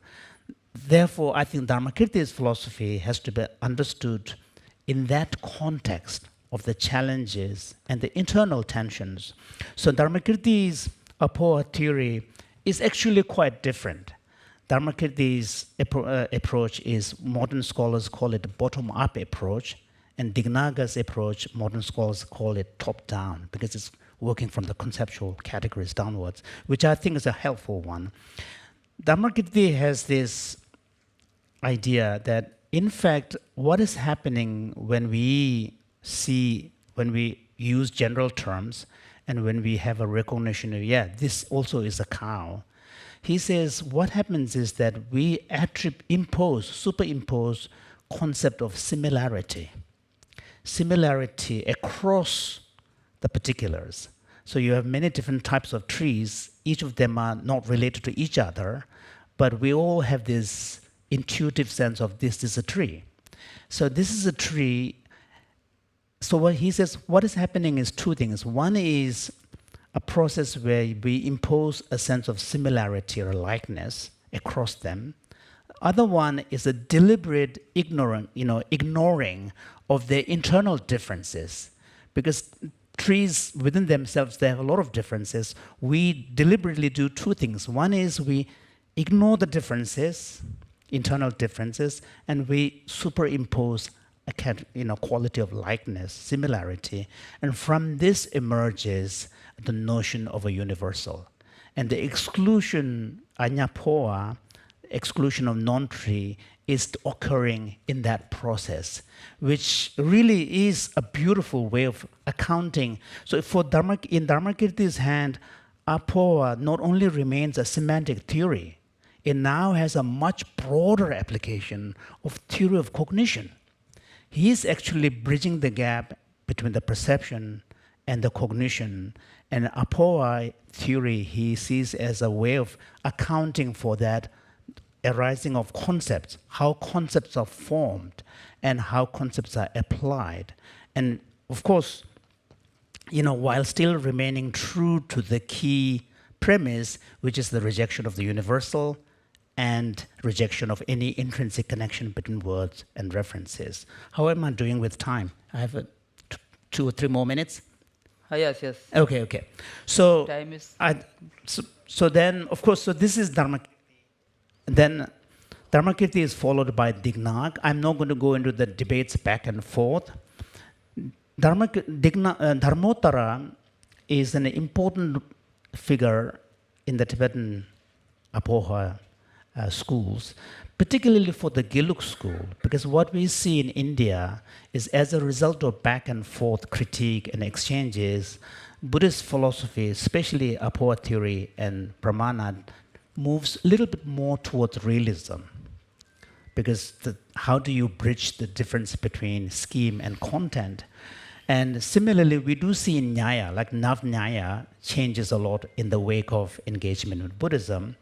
So Dharmottara becomes an important figure, and Dharmottara's 2 main ideas are important for the Apoha history. One is his contention that what word refers to are just pure fictions.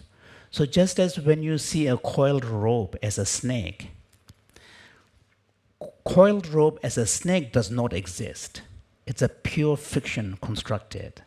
So similarly, when we see a form of a tree that is in our mind, image, as a tree, that form as a tree does not exist, but that is the direct reference of the word. So he actually addressed the actual status of that, Apoha. Another important point Dharmottara brought up is the distinction between grasped object of the perception and the sort of determined object. So the determined, because the perception is momentary, svalakshanas are momentary. With the momentary perception, engaging with the momentary svalakshana, you're not going to get anywhere. It's just too short. So how do you bridge that? He came up with this. Those 2 are important. So I'm not going to go further. But in the Tibetan tradition, the Tibetan epistemologists, whether it's Sakya or Gelug, particularly after Sakya Pandita, Apoha became way more dominant. Before Sakya Pandita, Apoha theory did not attract that much attention in Tibet because it was primarily focused on Pramāṇa Vinishchaya. Pramāṇa Vinishchaya does not have much to say on Apoha. It's really in Pramāṇa Vartika. And so after Sakya Pandita's advocacy of Pramāṇa Vartika as the main text, Apoha became an important topic.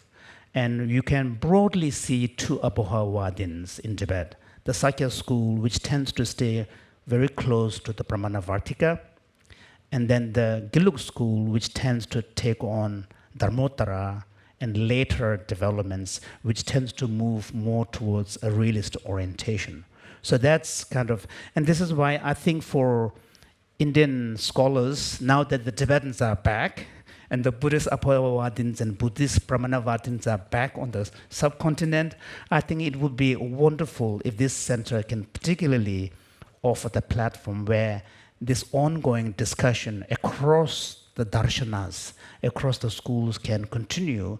And because I do truly believe that many of these questions that have been raised and addressed and debated really have implications for contemporary philosophy of mind, contemporary philosophy of language, and cognitive science. Because in the end, questions are all really universal. So let me end by reading the questions that are really relevant to both Indic versus contemporary. So the questions are,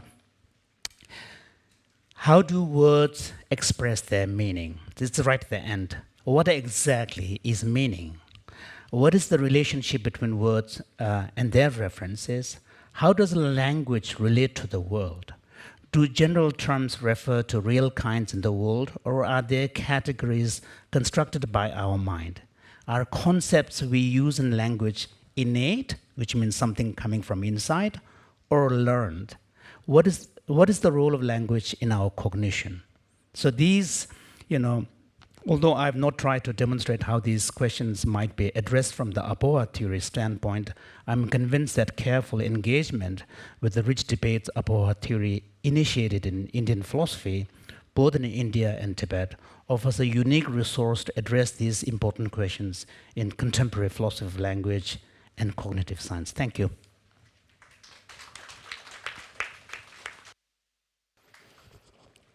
Excellent presentation.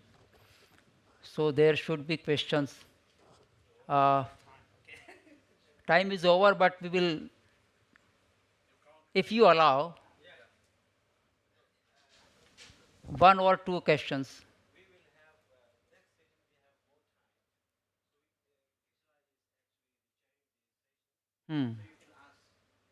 Questions on that session.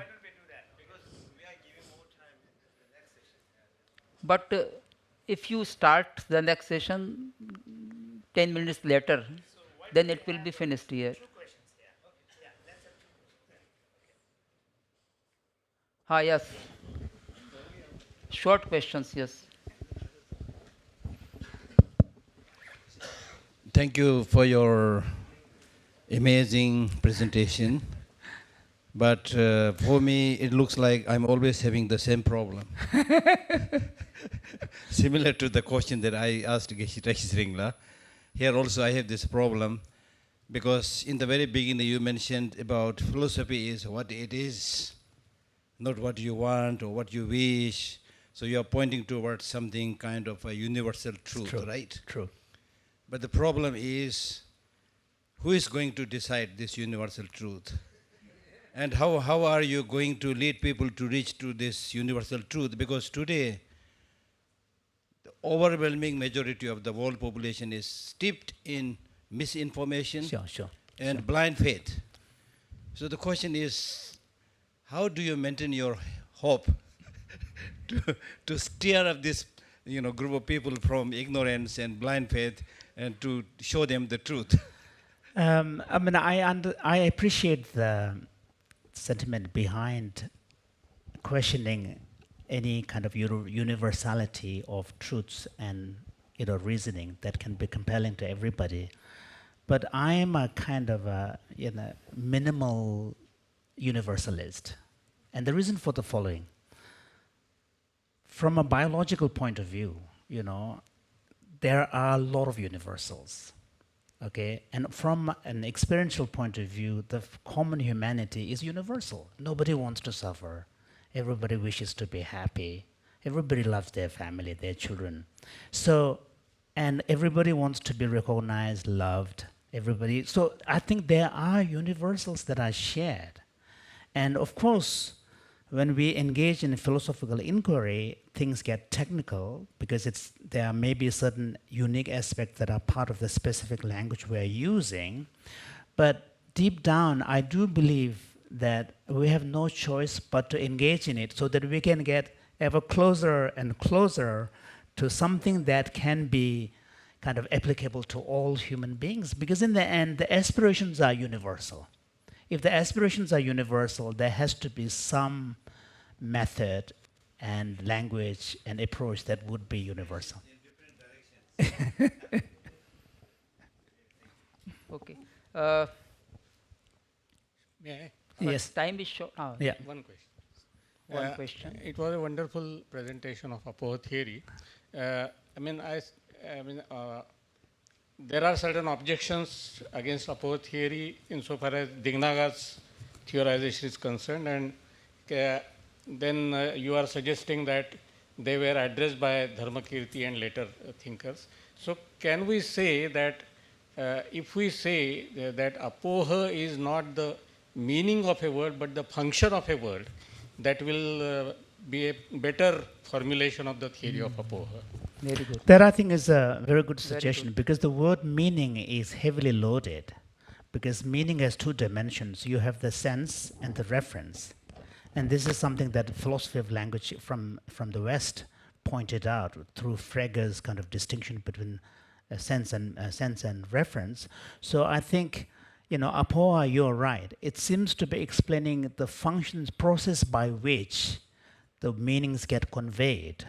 So I think that is a good way of kind of addressing that. Thank you. So thank you very much.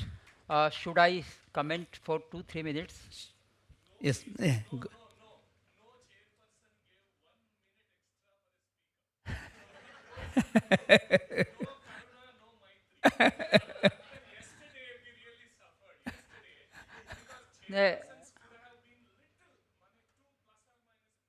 No, not on his lecture or on his paper, on total presentations. Yeah, go ahead.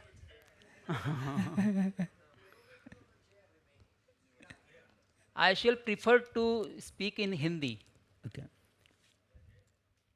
So, इसमें 4 विद्वानों ने अपने शोध पत्र प्रस्तुत किए। पहला शोध पत्र प्रोफेसर प्रदीप जी गोखले का था। उन्होंने न्याय और मीमांसा के अनुसार शब्दार्थ को प्रेजेंट किया, लेकिन मैं ये सोचता हूँ कि एक व्याकरण दर्शन ने भी बहुत ही अच्छा चिंतन इसमें किया है। भर्तृहरि का वाक्य पदीय और उसके बाद में भी ये परंपरा चली है। स्फोट की परंपरा है। परा, पश्यंती, मध्यमा और वैखरी 4 रूप में भाषाओं का चिंतन है, और अन्य अन्य दर्शनों में भी कुछ कुछ चिंतन हुआ है। पर यहाँ चूँकि उनका 2 ही दर्शन का विषय था, इसलिए उन्होंने ये लिया है। मीमांसकों की जहाँ तक बात है, उन्होंने अपने को वेद के आधार पर जोड़ा है कि वेद चूँकि नित्य है, किसी अपौरुष है, किसी के द्वारा निर्मित नहीं है, इसलिए उसके शब्द नित्य है तो अर्थ भी नित्य होगा।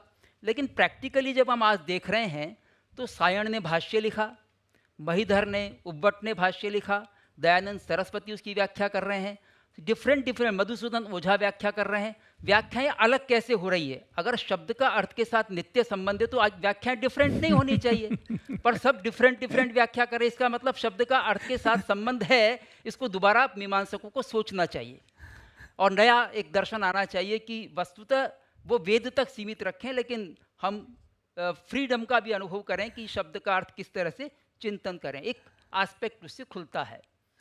दूसरा जो पेपर था शेयरिंग, प्रोफेसर शेयरिंग का, तो उन्होंने, मुझे बहुत अच्छा लगा कि उन्होंने जो प्रेजेंटेशन किया वो सारा तिब्बती टेक्स्ट के आधार पर था, और विशेष रूप से प्रमाण युक्ति निधि ये पुस्तक उन्होंने विशेष रूप से ली। हमारे लिए वो नई पुस्तक है, हमने कभी नहीं पढ़ी। प्रमाण युक्ति निधि, हो सकता है वो केवल तिब्बती भाषा में हो, भोट भाषा में हो। संस्कृत के जो टेक्स्ट है वो देखने में आए हैं, लेकिन प्रमाण युक्ति निधि आदि जो दर्शन के ग्रंथ हैं बौद्धों के, वो देखने में नहीं आया। तो एक नया उसमें जो डायलॉग हुआ है वो डायलॉग उन्होंने प्रेजेंट किया कि किस तरह से प्रमाण और लॉजिक की बात है, वो एक नई बात लगी। तीसरा जो पेपर था वो आपका पामो, कर्मा पामो का, उन्होंने बहुत ही सुंदर विवेचन किया। तिब्बती विद्वानों ने या तिब्बती दार्शनिकों ने जो नई रचनाएं की हैं, नया डेवलपमेंट किया है प्रमाण शास्त्र के संबंध में, उसकी हमको बहुत सुंदर जानकारी मिली, और वो हमारे ज्ञानवर्धक होगी हमारे लिए। और उसमें शाक्य पंडित जिनका प्रमाण ये युक्ति निधि है, उसी तरह से अन्य अन्य जो दार्शनिक हुए हैं उनकी भी परंपरा किस तरह से आगे वृद्धिंगत हुई, उसकी अच्छी जानकारी प्राप्त हुई है। और चौथा पेपर आपका अपोह पर था। अपोह सिद्धांत बड़ा ही महत्वपूर्ण सिद्धांत है बौद्धों का, और इस पर भी चिंतन लगातार चलता रहा है। दिग्नाग के बाद धर्मकीर्ति, धर्मकीर्ति के बाद हम शांत रक्षित को देखते हैं। शांत रक्षित अपोह में प्रसज्य और प्रतिषेध के रूप में चिंतन करते हैं, और प्रसज्य के बुद्ध्यात्मा और अर्थात्मा ये 2 अर्थ बतलाते हैं। बुद्ध्यात्मा बुद्धि में उसका स्वरूप हमारे आ जाता है, काऊ कहा, और काऊ हमारी बुद्धि में आ जाती है, और बुद्ध्यात्मा आते वो एक्सक्लूड करता है अन्य को। अन्य को एक्सक्लूड करेंगे तो उनको काऊ ही का ही ज्ञान होगा, अन्य का ज्ञान नहीं होगा। ये बुद्ध्यात्मा है, उससे अर्थ का स्वरूप हम जानते हैं।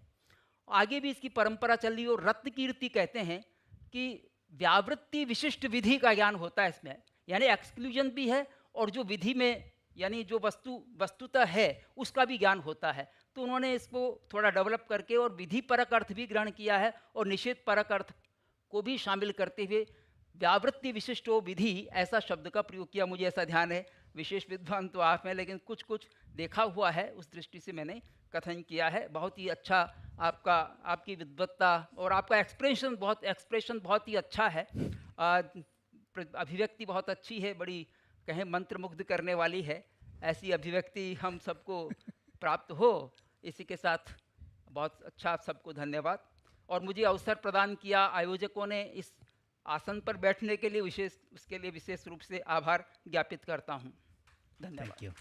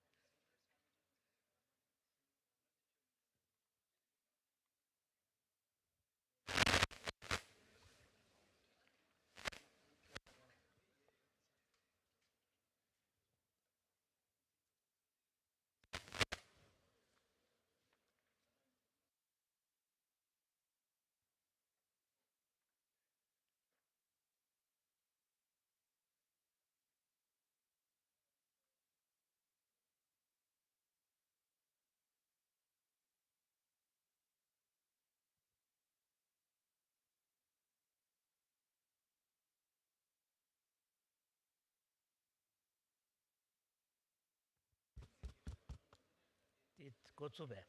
Yeah. Pimbala, is someone going to give us an instruction when to start? Kozuna Digorwe. Okay, okay. Welcome back. We are now kind of shifting gears. Up to now, we were in Pramāṇa. Now we're moving kind of beyond Pramāṇa to mind sciences and their application in the Indian tradition. In this session, we were originally supposed to have 4 presentations. Unfortunately, one of the speakers who was scheduled to speak on Satipatthana, the 4 applications of mindfulness, Professor Bimal Lendra Kumar, he's not able to make it, so we will have only 3 speakers. And so this session will be very rich on the contemplative practice and the applications of mind science. We have one on Vedanta, one on Jaina tradition, and one on Buddhist Yogacara tradition. So we will begin with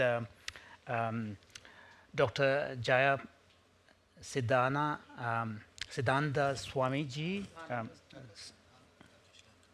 Siddhananda Swamiji. Parsha, Gudu. So his presentation will be on consciousness and contemplation, samadhi according to Vedanta. Please, yeah.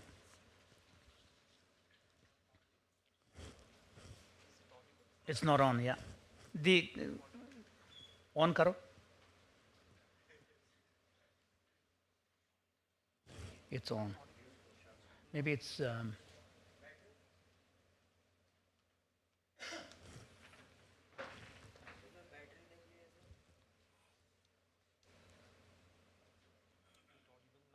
No.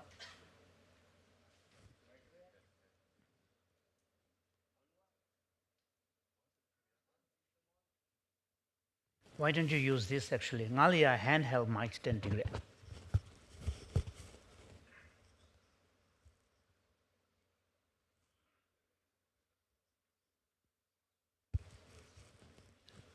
This come at the lega chimduda. Can you speak?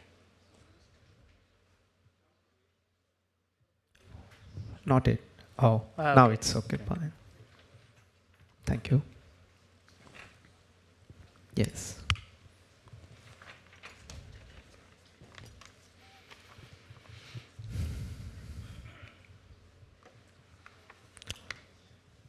Shri Gurubhyo Namaha Harihi Om Yathagnirdahika Shakti Ramakrishne Sthita Hiya Sarva Vidya Swarupantam Saradham Pranamam Yaham. Om Namo Bhagavate Ramakrishnaya. My respect and regards to all the venerable Buddhist monks and nuns present here. My respects to the chair and also Dharmchand Singh Ji, Professor, and all other learned scholars, professors, and others who have assembled here. The topic is consciousness and contemplation, samadhi, according to Vedanta. The discussion on this topic requires basic knowledge of 3 seminal words: Vedanta, consciousness, and contemplation. What is Vedanta? We first need to know what Veda is. The Veda consists of the result of the research conducted in spiritual realm by the great seers of the ancient Bharata in the exalted state of consciousness in deep concentration.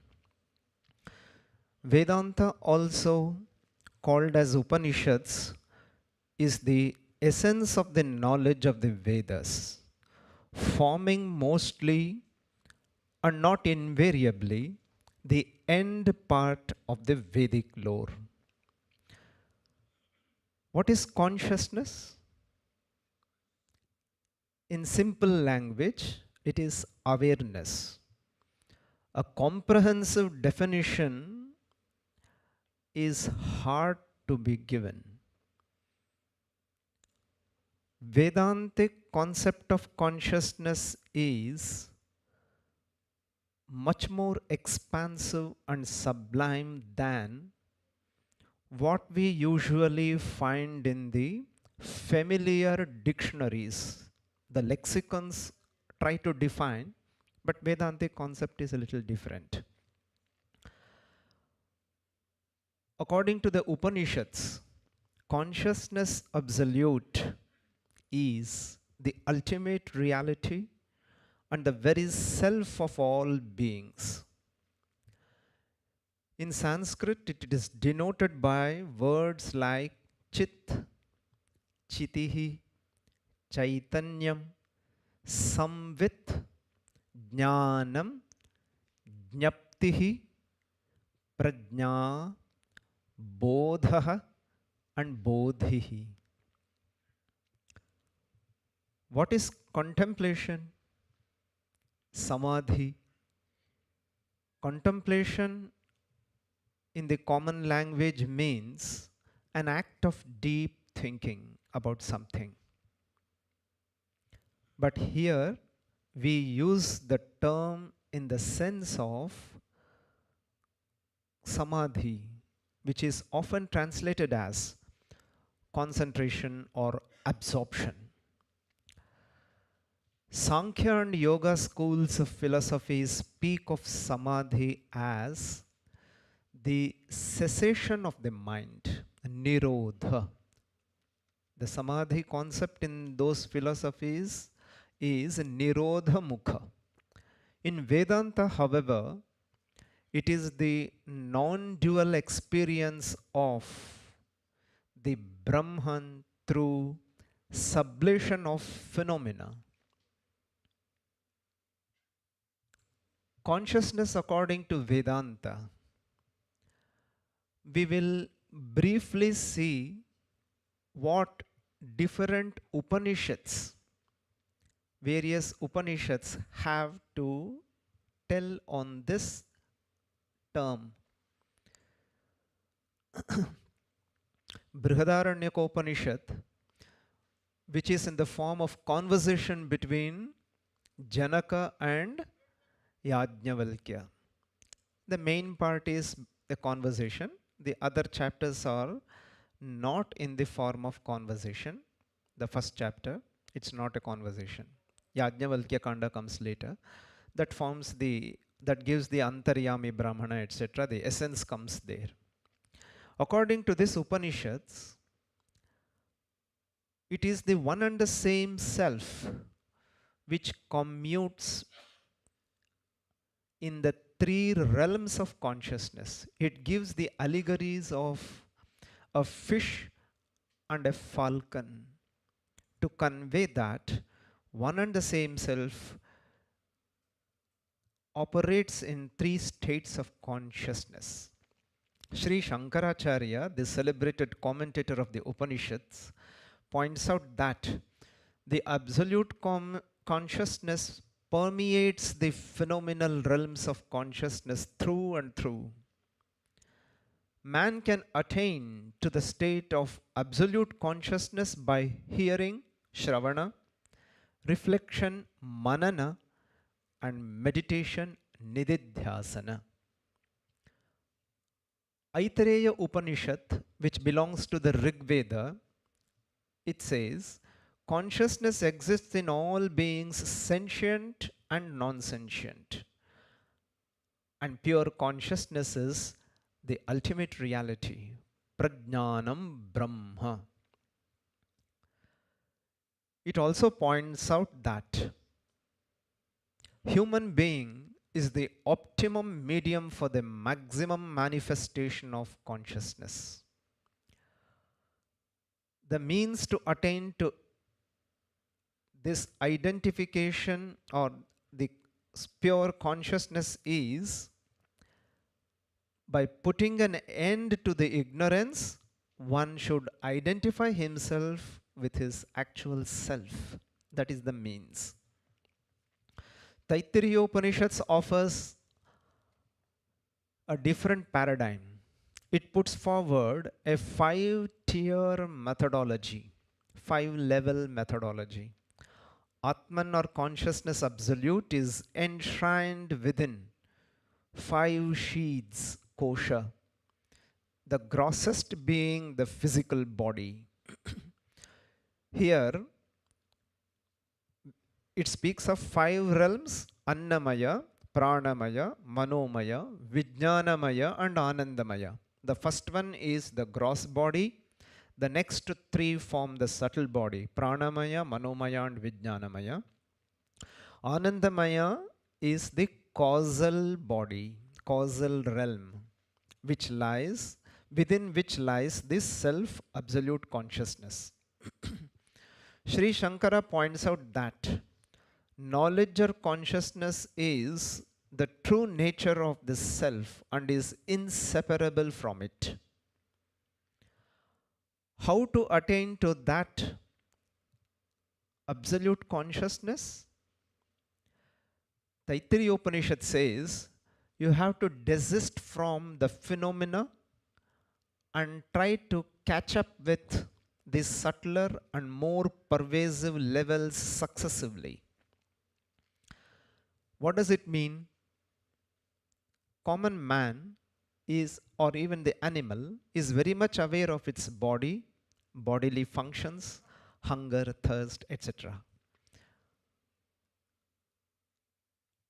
Gross body is one realm of activity.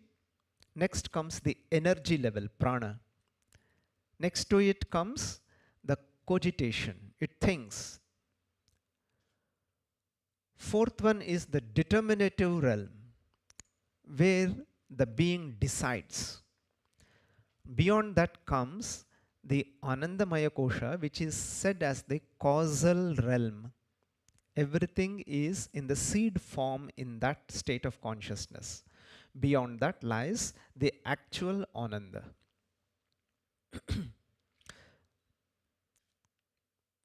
Chandogya Upanishad narrates the story of Indra and Prajapati.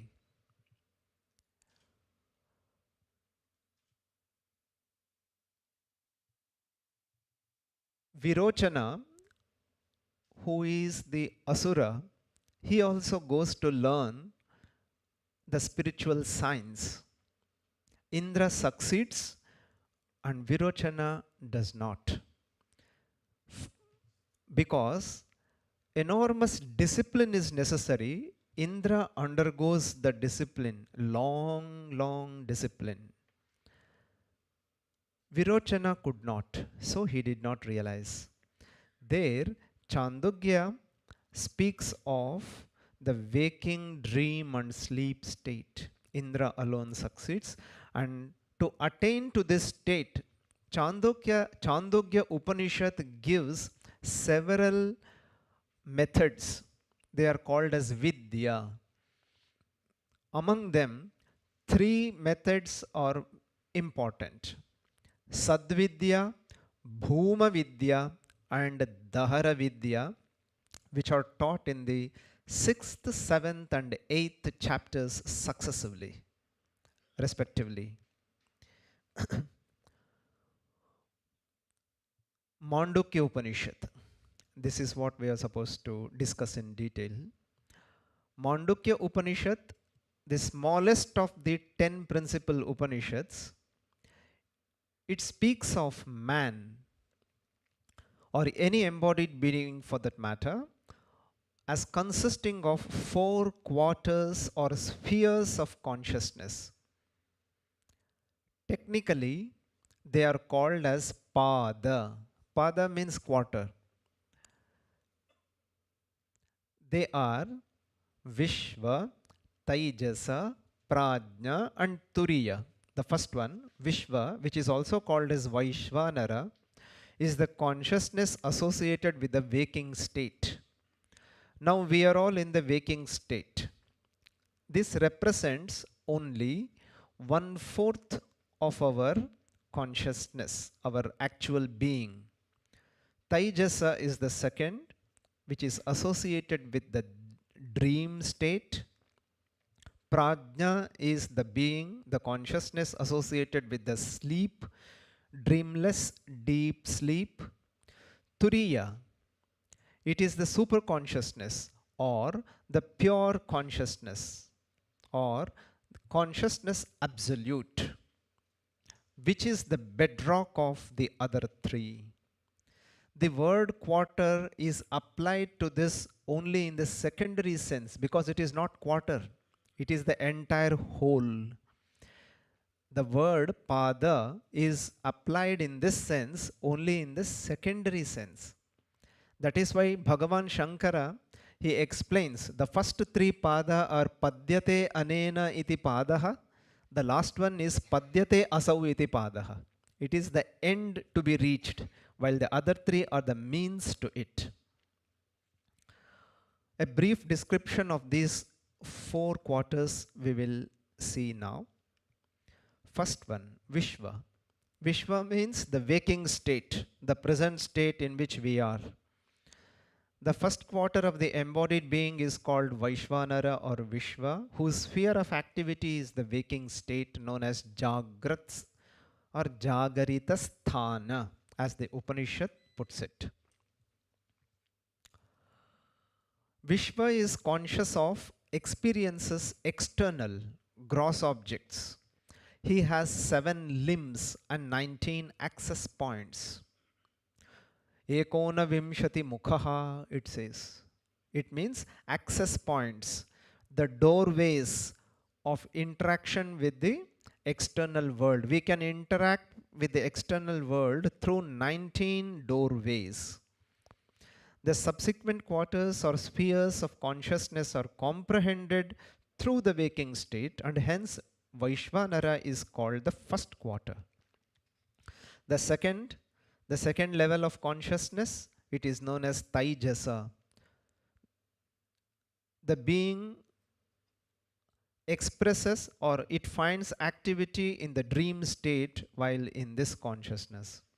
He is conscious of the experiences of the internal objects, subtle objects, and he experiences them. He has 7 limbs and 19 access points. The same thing. The Indriyas, Jnanendriya, Karmendriya, Manaha, etc. In dream, mental states consist of the impressions of the waking state.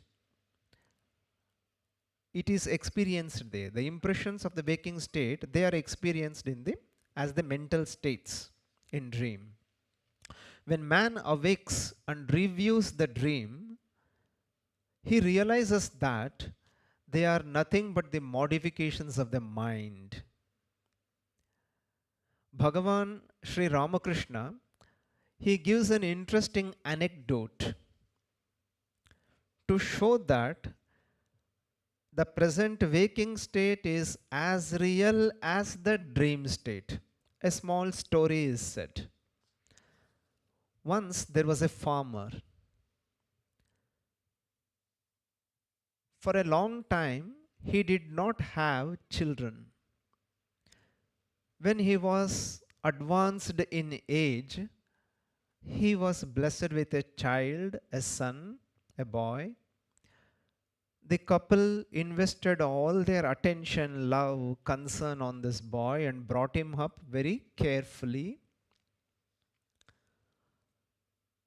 He grew up, and one day, when this farmer was working in his fields, somebody came in there and said that his son is seriously ill and may pass away at any time. Farmer immediately rushes back to his home. By the time he reaches the home, the boy has passed away. His wife is weeping bitterly. Farmer calmly sat down on a chair, but not a single tear drop is there in his eyes. Wife got annoyed. She asked him, "What sort of a man are you? Such a nice boy has passed away and not a single drop in your eyes." Farmer did not speak anything. Wife tried to motivate the other women, neighbors who were present. They see what he's doing. After a long time, this farmer calmly spoke up. "You see, do you know why I did not cry? Yesterday I had a dream. I was a king. You were my queen. And we had 7 children. All were handsome, well learned. They had acquired different arts, skills, and wisdom.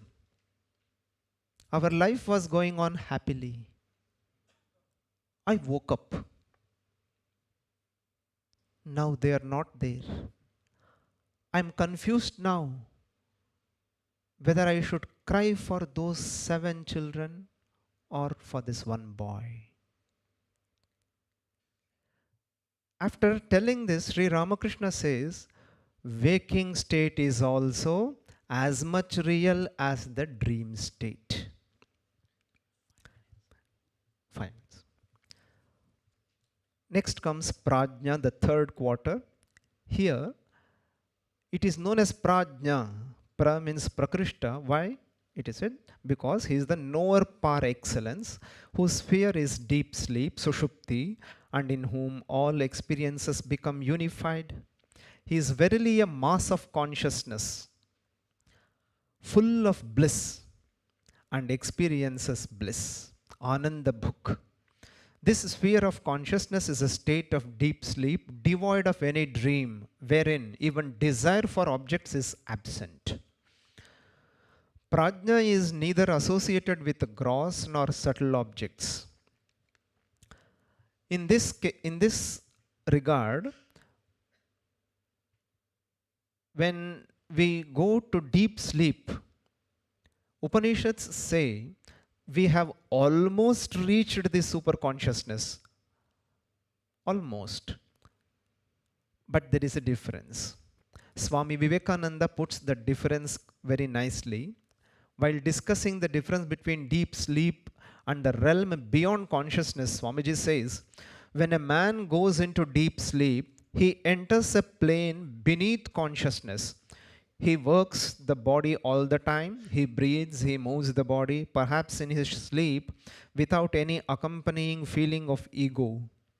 He is unconscious. And when he returns from his sleep, he is the same man who went into it, with his package of ignorance and foolishness intact. The sum total of the knowledge which he had before he went into the sleep remains the same. It does not increase at all. No enlightenment comes. But when a man goes into samadhi, if he goes into it a fool, he comes out a sage. What makes the difference? From one state, a man comes out the very same man that he went in, and from another state, the man comes out enlightened, a sage, a prophet, a saint. His whole character changed, his life changed, illumined. These are the two effects. Now, the effects being different, the causes must be different. As this illumination with which a man comes back from samadhi is much higher than can be got from unconsciousness, or much higher than can be got by reasoning in a conscious state, it must therefore be superconsciousness. And samadhi is called the superconscious state. Turiya, the fourth state of consciousness, or it is the absolute consciousness. It is the pure consciousness or the superconsciousness. It is described in the mantra thus. It comes in the 7th mantra of the Mandukya Upanishad, Nantav Prajnana Bahih Prajnam, etc. It is not that which is conscious of the inner world, nor that which is conscious of the outer world, nor that which is conscious of both, nor that which is a mass of consciousness. It is not simple consciousness, nor is it unconsciousness. It is unperceived, unrelated, incomprehensible, uninferable, unthinkable, undescribable. The essence of the consciousness manifesting as the self in the three states. Essence, ekatma pratyaya saram. It is the cessation of all phenomena. It is all peace, shantam, all bliss, shivam, and non-dual advaitam. This is what is known as the fourth, chaturtham, turiya. This is Atman, and this has to be realized. We next come to, for want of time, we come to Om.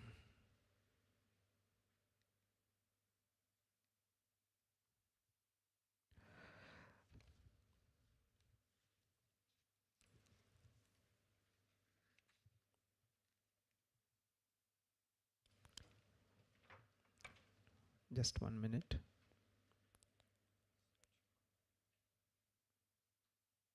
Okay.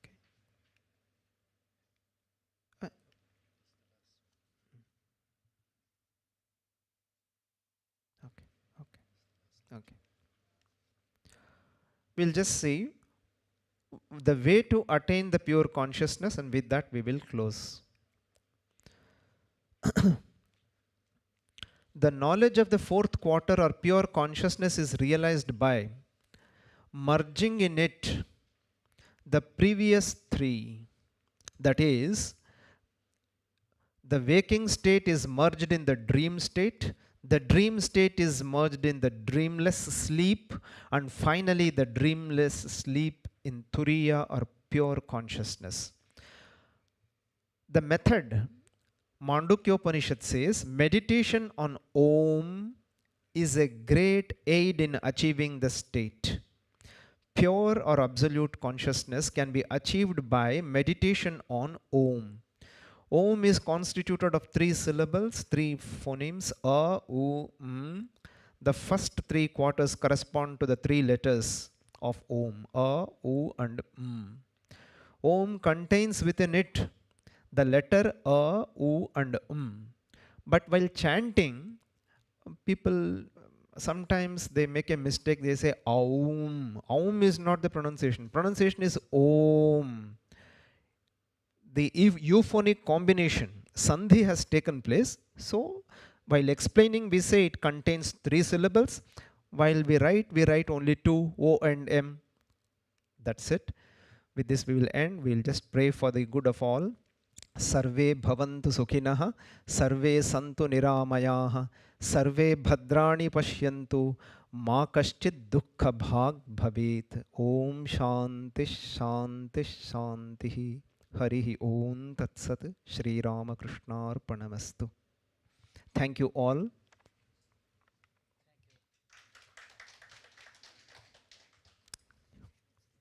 Switch this on. Okay. Thank you so much, Swamiji. That was beautiful and very illuminating presentation on the nature of consciousness according to Vedanta. As you can see, it's very, very rich, both in terms of concepts as well as experiences. Yes. and the Advaita nature of it. So since we have only 3 speakers for this session instead of 4, we do have a little bit of more time, flexibility, so maybe we can open for questions. Yeah, maybe for about 5 minutes.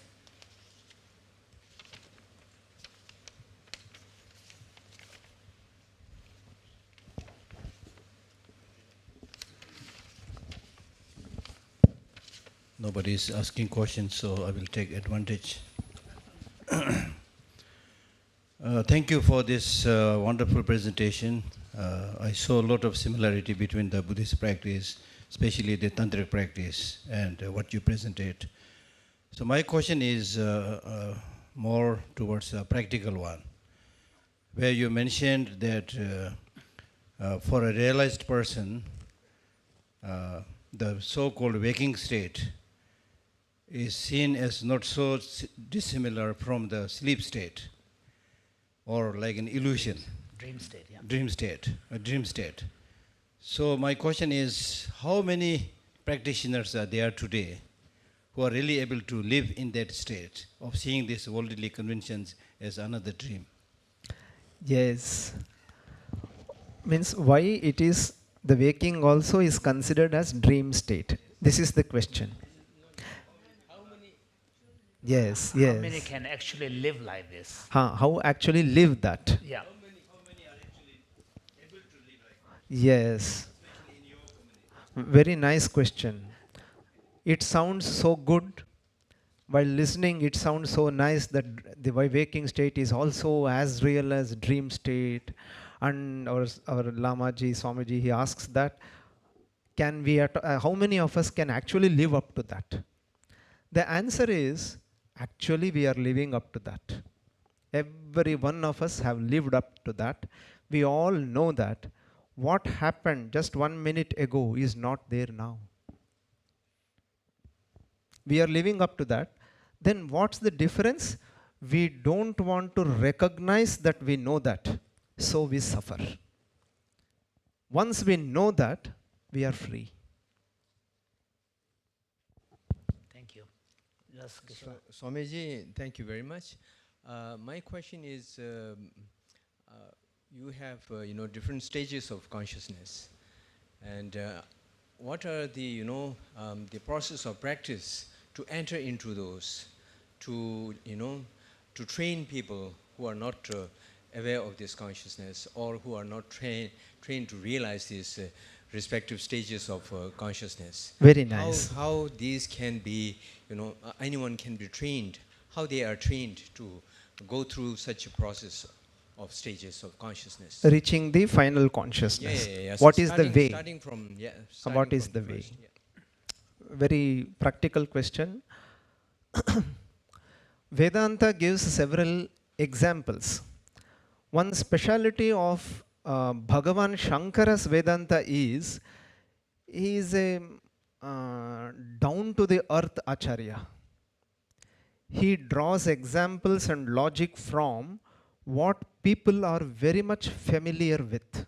This is the speciality we find in Bhagavan Sri Shankaracharya 1, and earlier to him Bhagavan Patanjali. These both are down to the earth, most commonsensical acharyas. Shankara says, how you realize that we are the super consciousness beyond all these three? You have to just know that. There is nothing you can do for that, do as such. It is clarified in the 18th chapter of the Bhagavad Gita in the commentary. Acharya says, Yatnaha, Prayatnaha, Ajnana Nivrittau Karaniyaha, Natu Jnana Praptau. We have to put forth our efforts to clear the dross that has come on the mind, and not to realize the self because it is you yourself. But this is not clear for us. When we speak like this, the idea doesn't hit us. So the example given is this. Let us say, I have a spectacle. Morning I took bath. I want to now come for this conference here. The bus is waiting. I am hurrying up. After taking bath, I have washed, cleansed myself, and I have worn the spectacle. I am searching the spectacle now. Chashma. I am searching it now. How can I find it? Where to find it?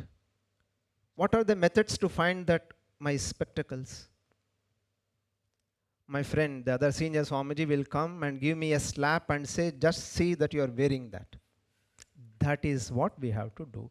Nothing else has to be done, because it is our own self. In the Vedantic language, it is said as praptasya praptihi.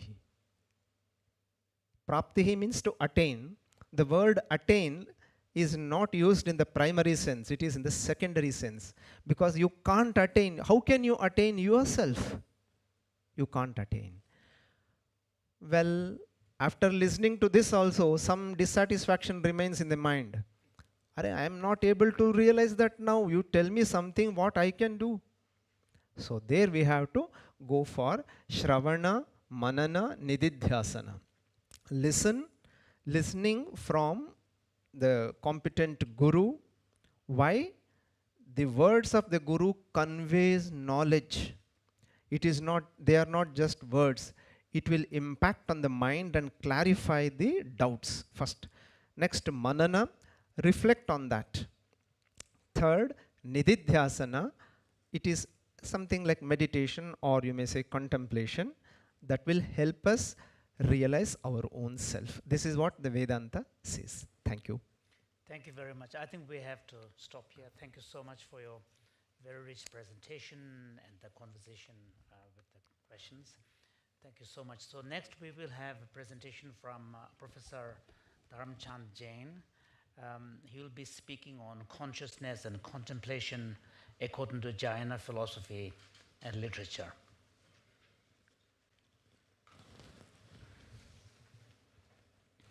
I think you may have to switch. You can take this. Okay, so you don't have a PowerPoint, yeah? Do you have a PowerPoint? If you are having, then you can show. Otherwise, I shall present you the. Yeah, okay. I think it's easier if you, yeah, so you can control it.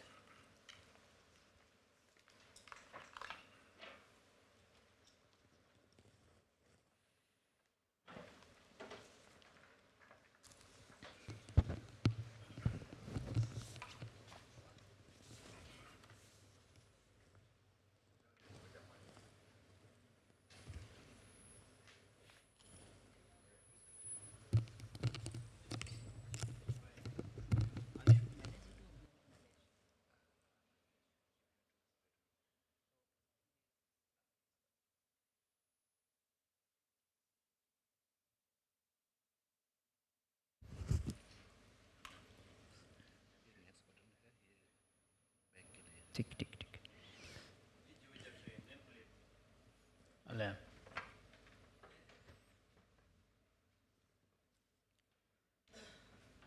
So it's 12:10. Yes, so it's about 12:10, and you have 35 minutes, so maybe 25 minutes to presentation, and Okay. up to half an hour.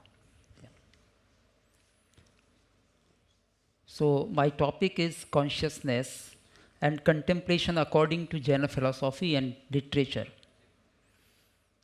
Consciousness in Jainism is an essential characteristic of living beings and liberated souls.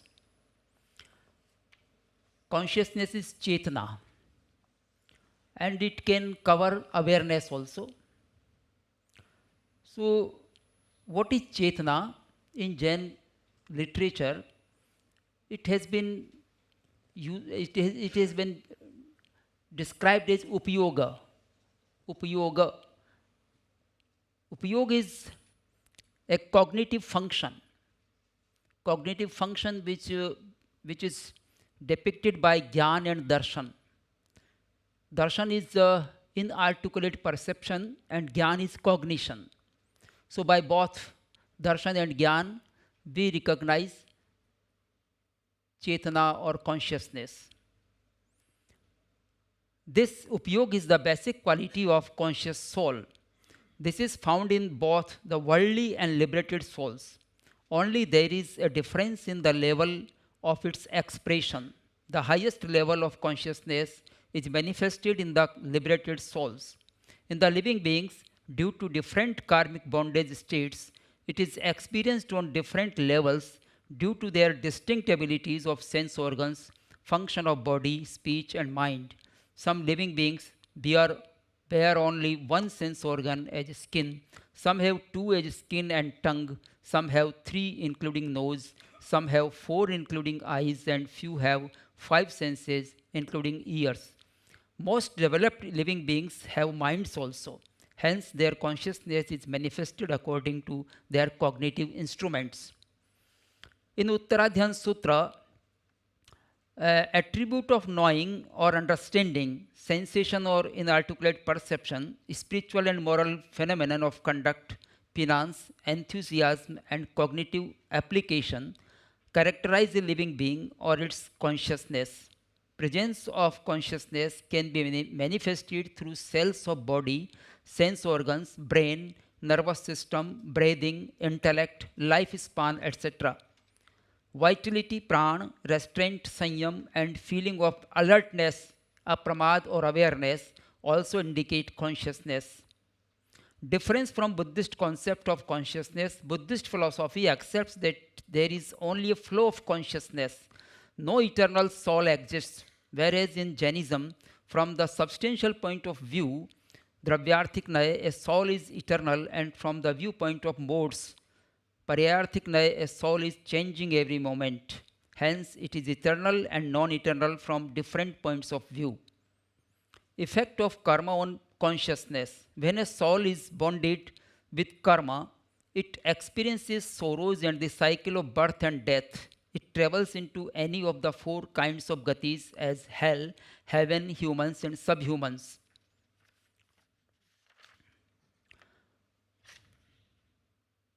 It keeps a living being in the cycle of sorrows. It suffers from anger, conceit, deceit, greed, ignorance, delusion, illegal sexual desire, unnecessary violence, false speech, theft, possessiveness, etc., and leads to sorrowful experiences. In this way, the manifestation of consciousness is restricted by bonded karma. In Jain philosophy, Samyak Darshan, Samyak Gyan, and Samyak Charitra are the means to remove the karma bondage and stop the cycle of birth and death. These three are simultaneously called Ratnatraya, and their togetherness is necessary for the emancipation. To achieve and develop the Ratnatraya sadhana and strengthen the spiritual purification, contemplation is a very important and useful element. According to psychology, contemplation refers to a state of deep, focused thinking and reflection, often involving introspection, mindfulness, and the exploration of ideas, emotions, and experience, potentially leading to self-awareness and personal growth. In Jainism, contemplation is an activity of consciousness to proceed towards the right direction of purification and strengthen the spiritual power of a soul. It is a deeper and penetrative conscious process of thinking and transforming oneself. It is related to the deeper investigation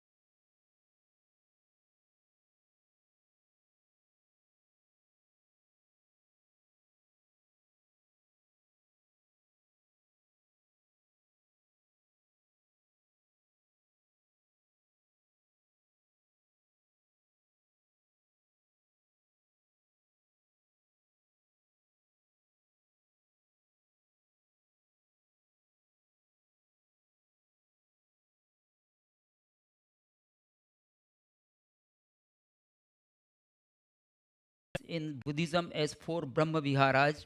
In Yoga Sutra, also these are mentioned for making the chitta blissful and concentrated. In this way, bhavana is also conducive to spiritual development.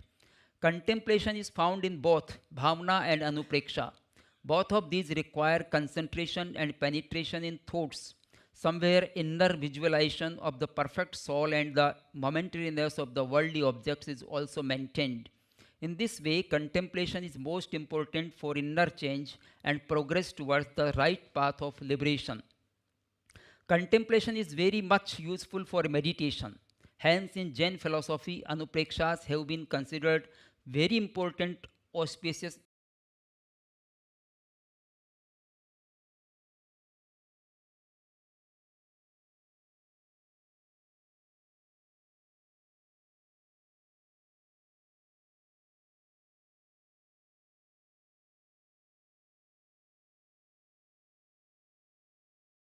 There are separate 4 contemplative anuprekshas for each type of dhyan.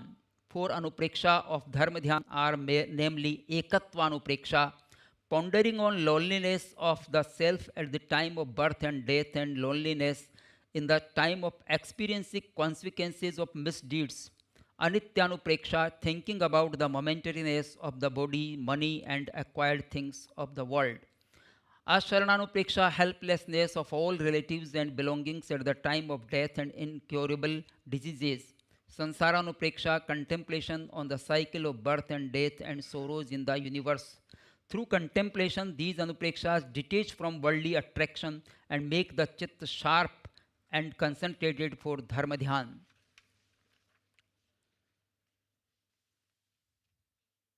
There are 4 types of dharma dhyan as Agya Vichay, Apaya Vichay, Vipak Vichay and Sansthan Vichay. Meditation or dhyan in simple words is concentration on some object, action or oneself. It may be with thinking or it may be devoid of thinking. Word dhyan is derived from the root dhyai chintayam. It means dhyan is performed through chintan or thinking also. Vichay word used in above 4 kinds of dharma dhyan denotes rational and truthful distinct thinking activity. It can be called vivek and can manifest supreme wisdom pragya. Agya Vichay means contemplation on the preachings of the enlightened soul like Tirthankar or Arhat. In Apaya Vichay, concentration is done on the eradication of evils or sinful impressions on the consciousness. Vipak Vichay is related to contemplation on the consequences of the deeds of the self so that the future actions can be amended. In Sansthan Vichay, the concentration is made on the nature of the universe or this body. Shukla Dhyan and Anupreksha. Shukla Dhyan is also of 4 types. Prithakatva Vitarka Savichar, Ekatva Vitarka Vichar, Sukshma Kriya Pratipati and Vyuparat Kriya Nivritti. The canonical text suggests 4 anuprekshas for sharpening the Shukla Dhyan, namely Ananta Vrittitvanupreksha, contemplation on infinity of the substances, births, deaths, infiniteness of time and space and the infinity of modes of substances, etc. It gives power to end the infinite cycle of passions and sorrows. Viparinamanupreksha, contemplation on the deforming nature of the attractive things in due course.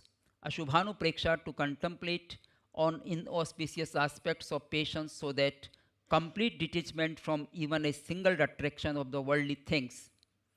And Apayanupreksha, to contemplate on the remaining defects or faults in the consciousness to remove these completely. In this way, these contemplations are useful in eradicating all passions and delusions.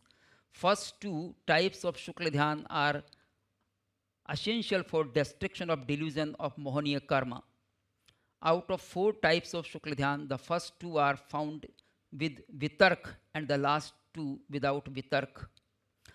Now 12 Anuprekshas, a brief introduction. I will not discuss all the Anuprekshas now, but only 2, Anityanupreksha and Asharananupreksha. What Agamas say about it. Anityanupreksha, it is important to contemplate about the transitoriness of the body and its every cell, momentariness of life, money, property, relations, etc. IRO, Sutta, yani Acharang, states that this human body is destructive by nature. It is non-eternal, impermanent, perishable and changeable every moment. The enjoyable materials are also non-eternal and perishable, as a drop of dew on the top of a leaf of kush doesn't stay for a long. Likewise, life of a human being is perishable. In the Kartikeyanupreksha, Swami Kartikeya says, Jam kinchi vyuppannam tassavi naso hoi niyamena parinama sarubena vi naya kinchi vi sasayam atti. What is produced or originated will definitely disappear or vanish. It might be the life of mine, family members and relatives. Relation with money, house, gold, diamond, etc. all will vanish. Youthfulness and power like a bubble of water. Nothing is permanent. Hence, contemplation of impermanence can be an operational instrument to develop vairagya in a contemplator and to overcome the greed about empirical things. It makes him stronger towards concentration and meditation and to enrich the power to defeat delusion and patience forever. A person is seen in the search of permanent bliss and liberation from sorrows that can't be achieved through momentary things. Asharananupreksha. A person understands that there are family members, friends and relatives to protect him from the death and miseries. But when these situations come in life, nobody becomes able to protect him at that time. This is the truth, and it should be contemplated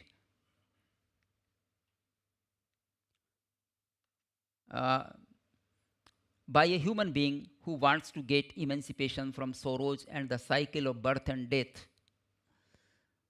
Acharang Sutra tells us that neither mother nor father, neither sister nor brother, neither wife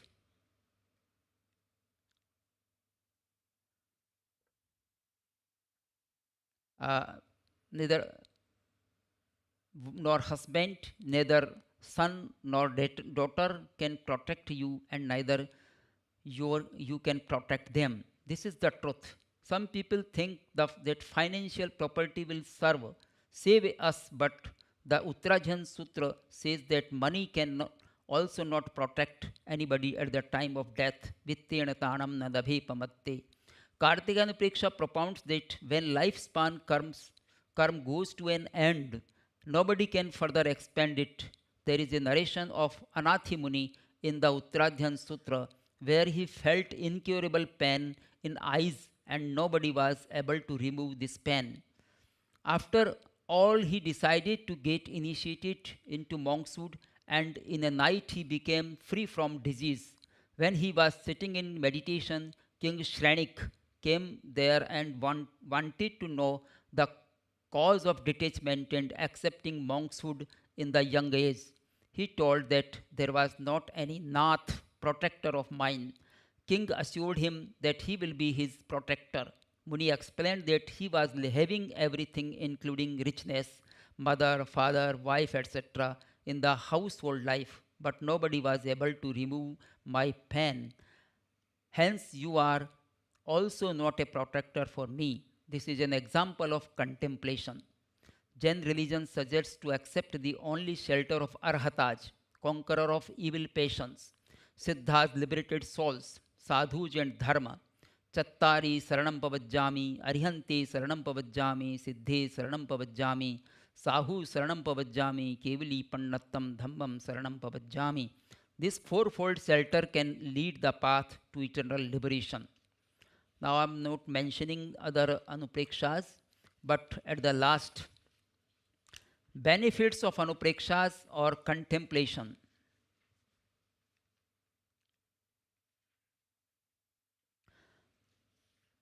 Number 1, stoppage of karma inflow and shedding of karma. In the Tattvartha Sutra, the Anupreksha has been considered as a means of samvar, stoppage of karma inflow, whereas in the Uttaradhyan Sutra, it has been considered as a means of nirjara, shedding of karma, and relaxing the intensity and fusion period of karma bondage. In the Uttaradhyan Sutta, Gautam Ganadhar asks Tirthankar Mahavir, what is the benefit of anupreksha?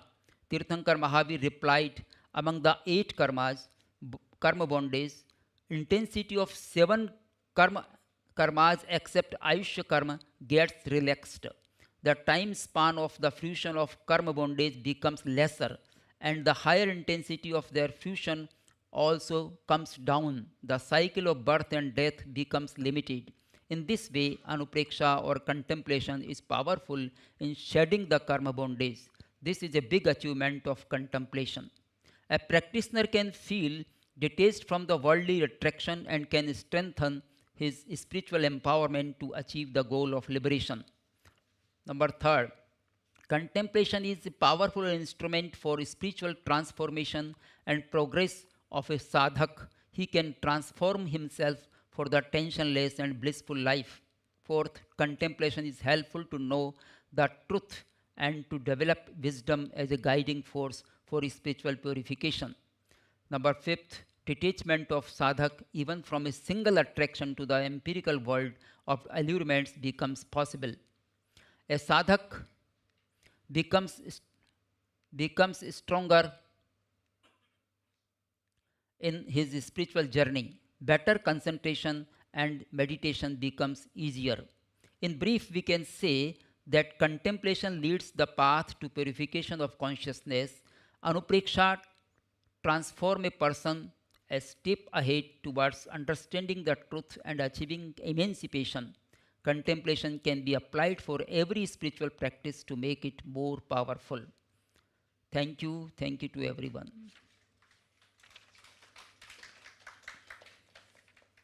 Thank you, Professor Dharmchand Jain, for a very rich presentation, and also introducing to us the richness and the complexity of the actual practices and the steps that are part of the contemplation. That was really helpful.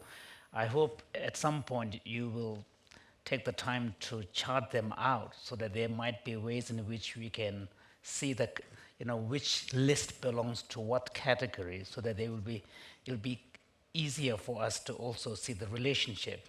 So that is my request. So we will open to question. We have about just over 5 minutes.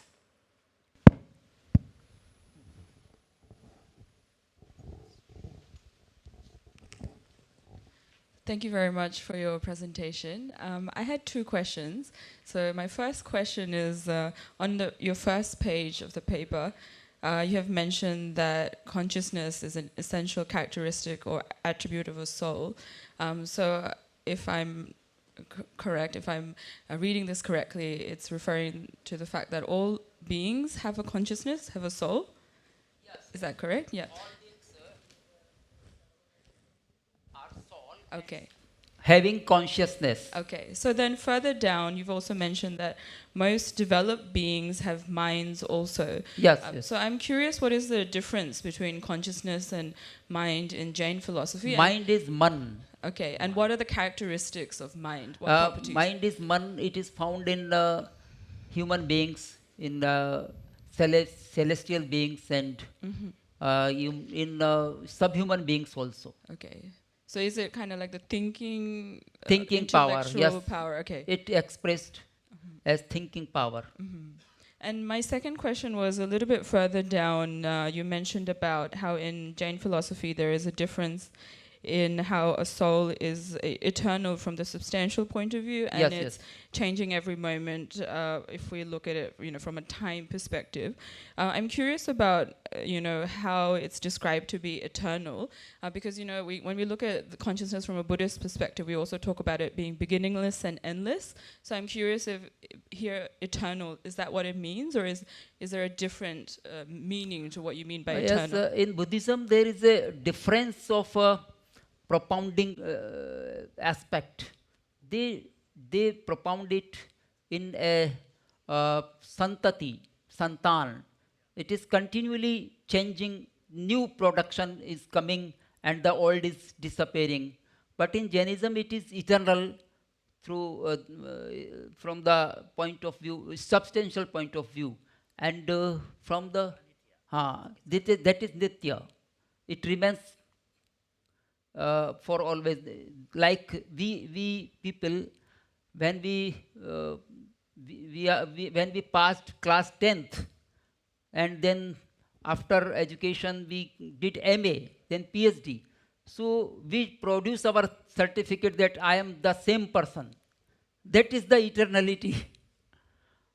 I am the same person. So from Dravyarthik Nyaya, it is the same person. But from the Paryarthik Nyaya, I am now not only 10th passed, I have PhD, and I am at the age of 55 or 60. So I'm changing every moment. It proves that I'm changing also. So from 2 points of view, Jainas explain that we are eternal and we are changing every moment. This soul goes into another yonis also, another gatis also after death due to karmas, bonded karmas. So I am having what karmas I am having, according to that I find another yoni. No. After Kaivalya it stops. Yes. It is an end. When a person gets destruction of moha karma, delusion, then in that yoni of human being, it is possible in human being only in human beings. So after destruction of moha karma, he gets keval gyan also, and after destruction of 4 karmas, he can live for a period of some years up to lifespan, Ayushya karma. So after destruction of Ayushya karma, all karmas are disappeared, and he doesn't take new birth now. Rebirth system is stopped. No, only for both. So we can say from the point of view Shvetambaraj accept that all human beings, maybe female, male, or another way, all can get emancipation. Okay. I have a doubt. You mentioned about this Dravya Arthika Yes. and Prayaya Arthika. Yes, 2 And Nyayas. you mentioned that this Dravya Arthika, which is substantial soul, Yes. which is eternal.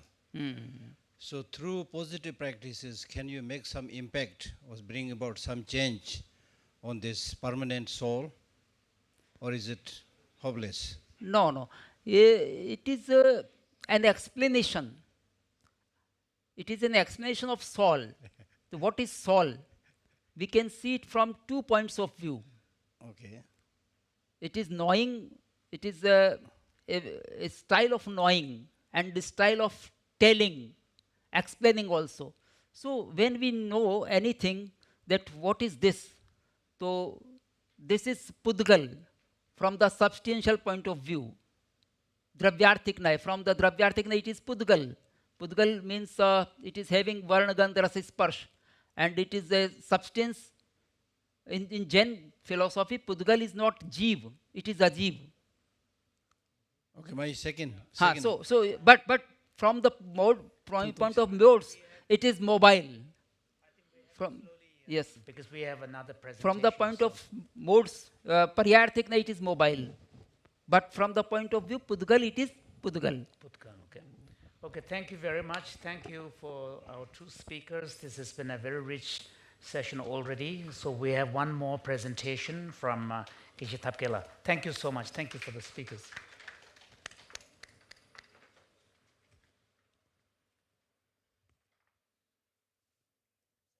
Thank you.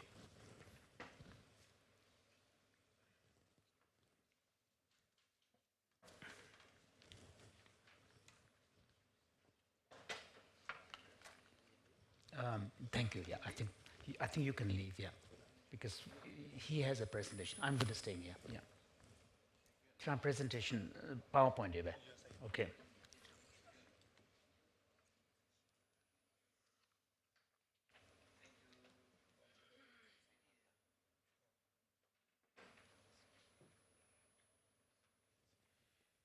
So Geshe Thapkela would be speaking about consciousness and its transformation according to Buddhist Yogacara tradition or Yogacara school.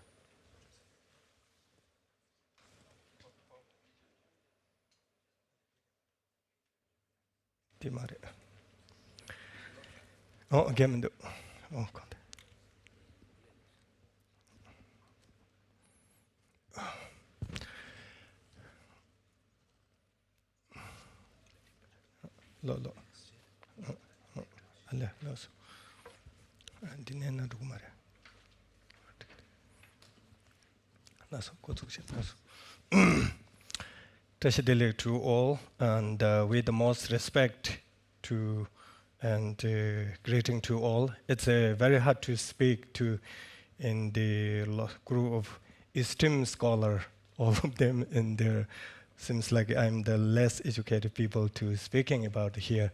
It's a little kind of nervous, make me nervous, but nevertheless, I have to say some few words about the topic that given.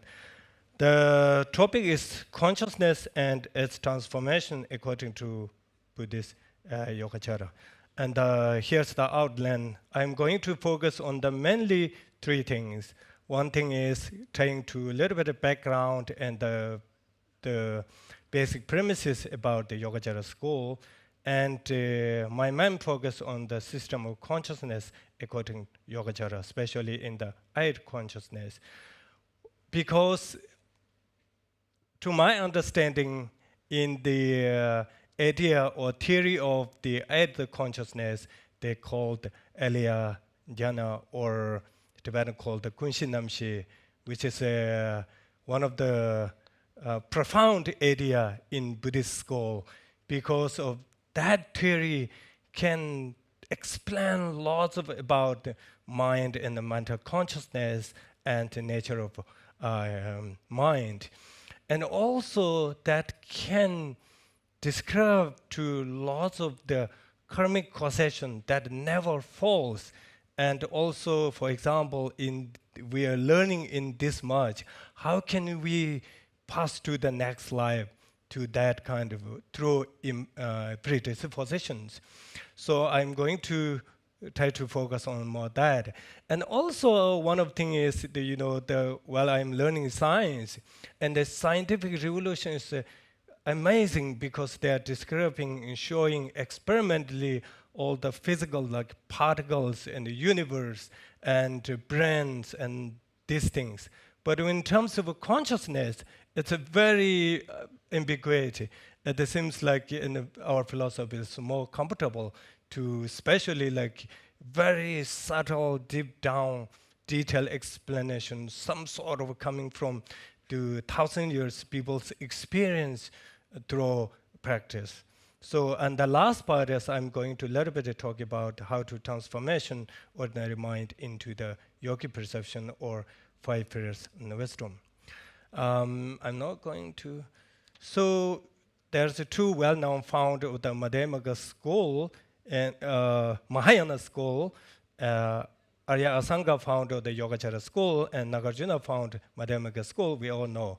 There are no great difference in domain of practice, such as the Four Noble Truth and compassion, practicing of the 6 consciousness.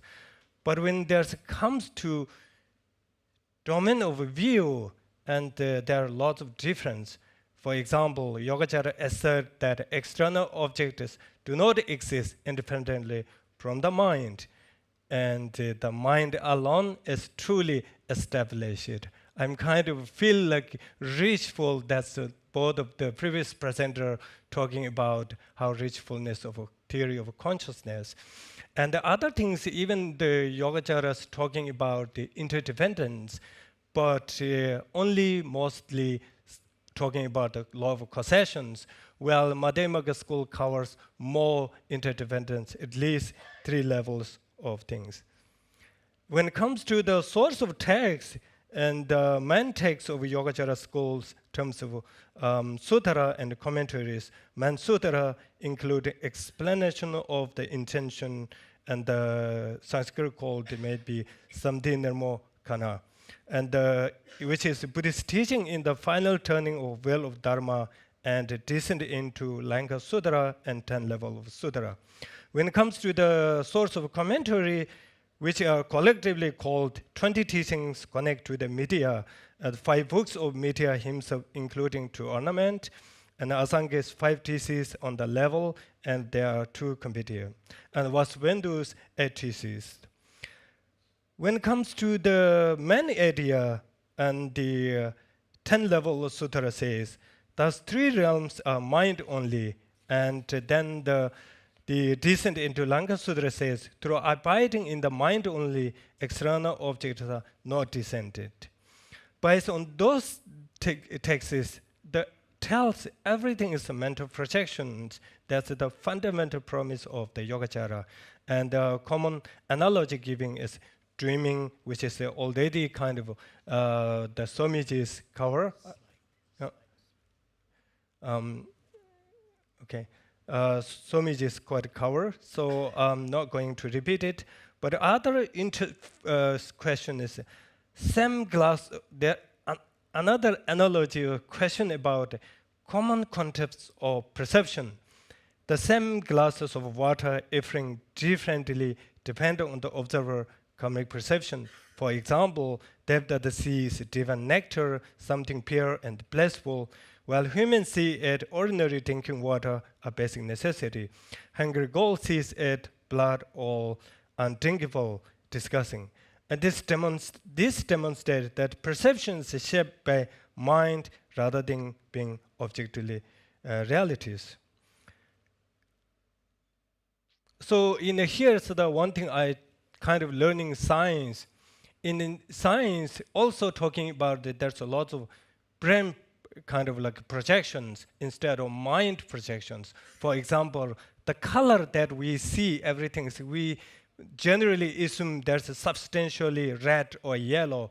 But when it comes to the brain scientist, neuroscientist perspective, or many physicists also, actually there's a light coming, hit on whatever the things, and that's a certain electromagnetic waves hit into the eyes, and that kind of activate these millions of photoreceptors, and that's sent to signal either chemical or electronic signal to the all over the region of brain, especially on the visual cortex behind.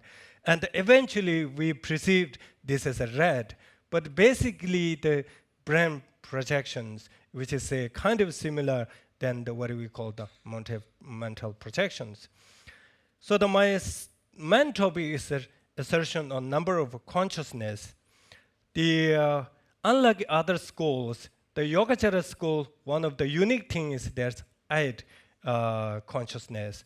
There's a 5 sensory consciousness, of course, and the mental consciousness, and then affective mental consciousness, and the foundation mental consciousness, which I'm going to mainly focus on that. A crucial assumption behind the statement Asanga in the Vasubandhu that all phenomena are mind only is their acceptance of the foundation consciousness. And also the Yogacara school is not talking about this consciousness. There's a lot of mental factors, basic like 51 state of mental consciousness actually comes from Asanga's Abhidhamma Samujaya and those texts. So I'm not going to cover that. But then what is the foundation of consciousness, or Alaya Vijnana, Tibetan Kunshinamshe? To explain of the intention says the appropriate consciousness profound and subtle. All the seed flows like current of river. If one regard it as a cell, that is wrong. I do not teach it into childish. So this is a beautifully comes from the man takes.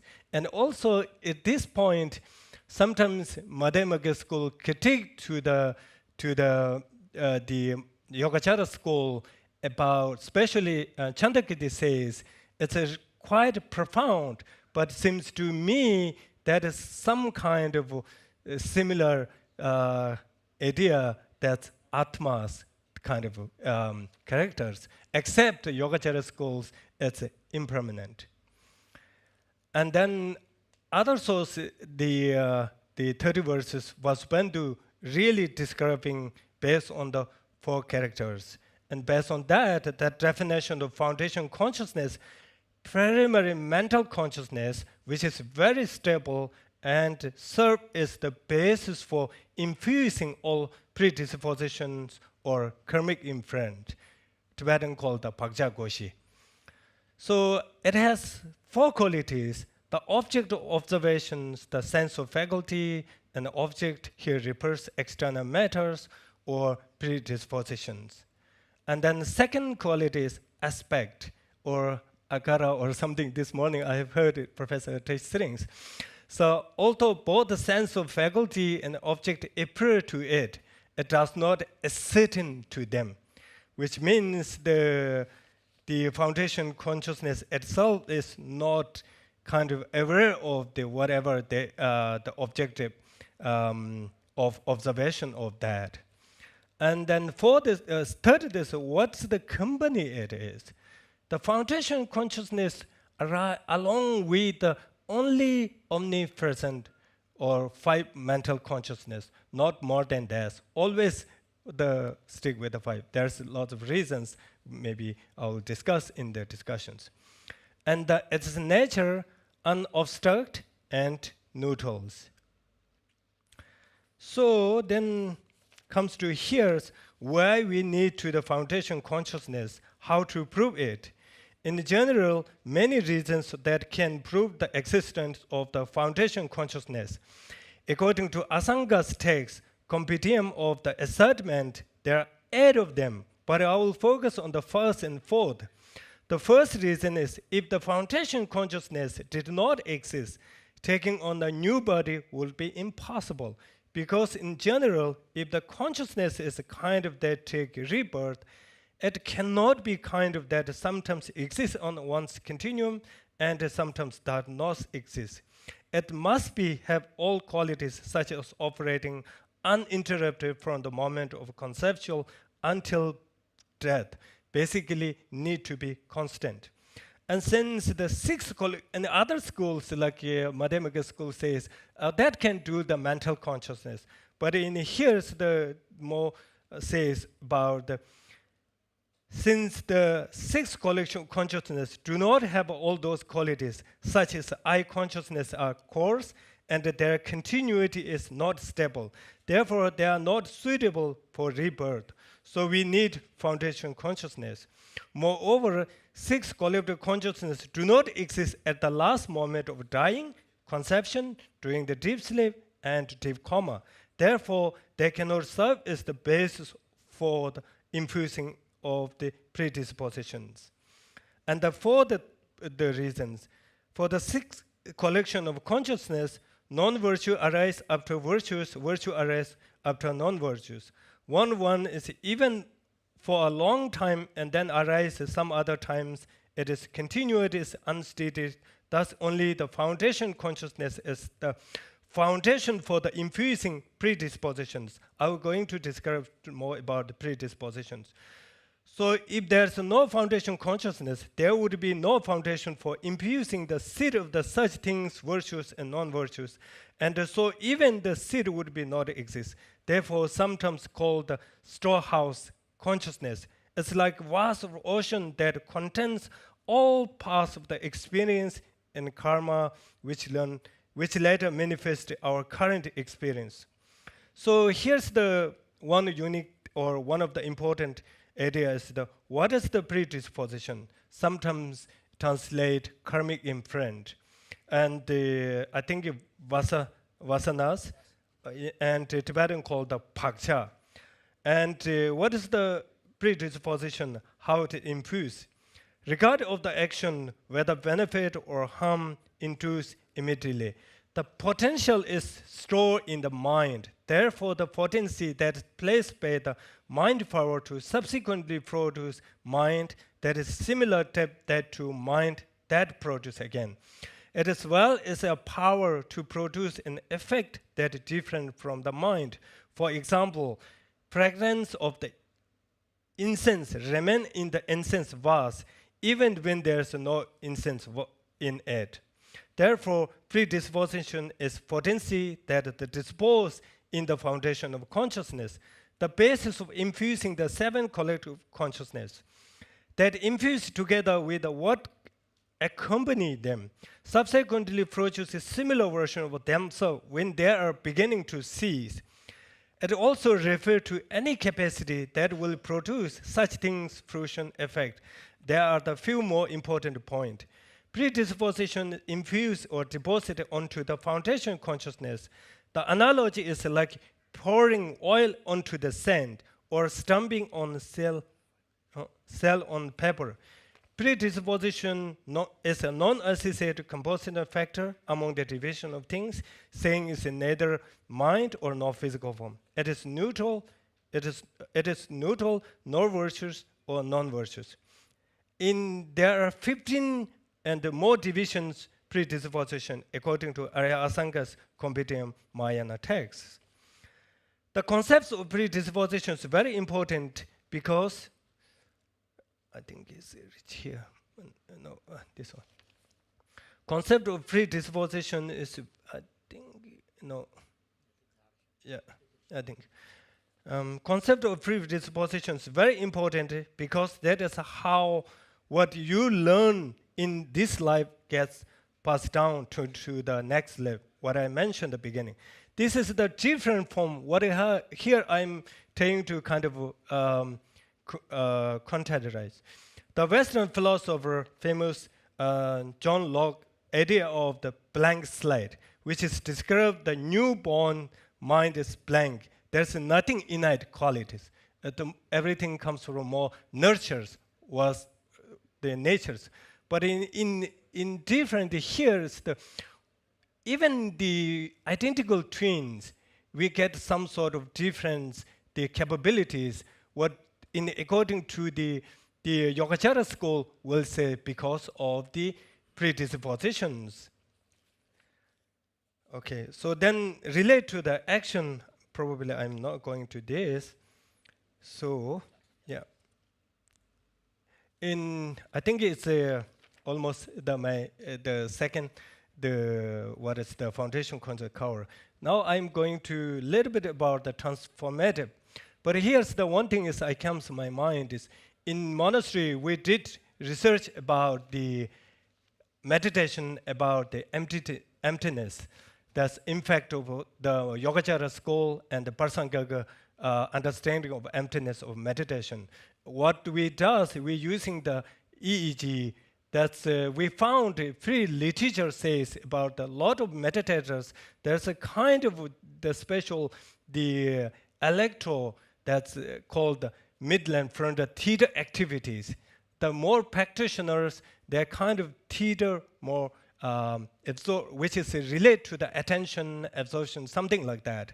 So what we collected to make two groups, monastery, to invite to one of them, so let them meditate about the based on the understanding of the Yogacara school, and then other one is Parsangika schools.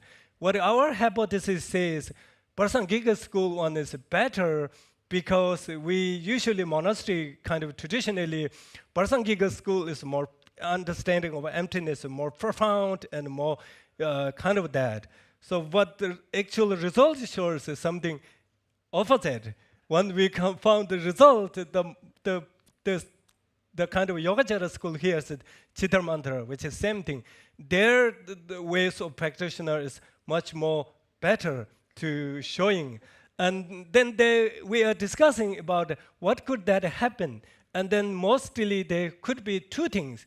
One thing is maybe saying is because of the way of Yogacara thinking is kind of easy to understand. That way people, it's a kind of like you can really practice comes to the more integrate. While the Prasangika school, emptiness is very famous, all these things, but when it comes to practice, it's really difficulty. They may not adhere, that's where it doesn't get effect. That's just our theories. But, okay, and since I need to finish, I won't go to there. Yeah, I think, I think I'm will to at the end of some of the discussion questions. How can you describe the three conditions in foundation consciousness? Are there any self-reflection mind, which called the rangri? Or this morning I seen the professor, the Tsering use some of the names. But anyway, with the foundation consciousness, whether there's foundation consciousness, it's this because of the according to the company. There exists only 5 mental factors. Seems like there is no self-reflection mind with that. But then some other premise says every mind is something reminded to you because of the come from the self-reflection that you have. That's my questions. Other things, how do we verify that something is objective observation for the foundation consciousness? Because since foundation consciousness itself cannot ascertain what is their effect in comes to their views. And the two last points, how to explain luminosity, which is the nature of the mind. Because one of the mind supposed to be talking about all this consciousness eventually transform into the 5 spheres of wisdoms. And then question is the second, the kalista mana, reflection consciousness, how it's become transformed into the omnipresent mind. And in some sense, like when we're using to the nature of mind, sky and cloud, which is cloud supposed to be completely removed.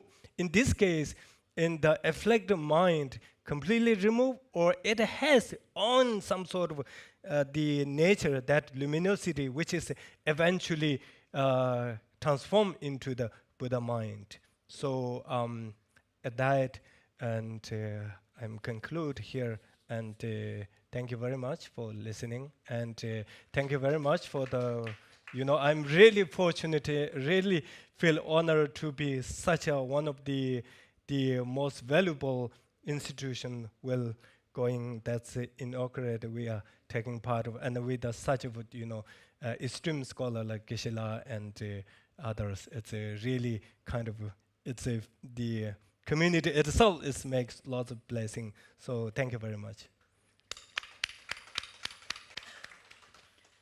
Thank you, Geshe. It was very rich presentation, and as you can see that Yogacara, I'm not surprised that the monastic two groups that those who did the Yogacara kind of meditation showed more effects rather than the Prasangika Madhyamakas kind of meditation on emptiness.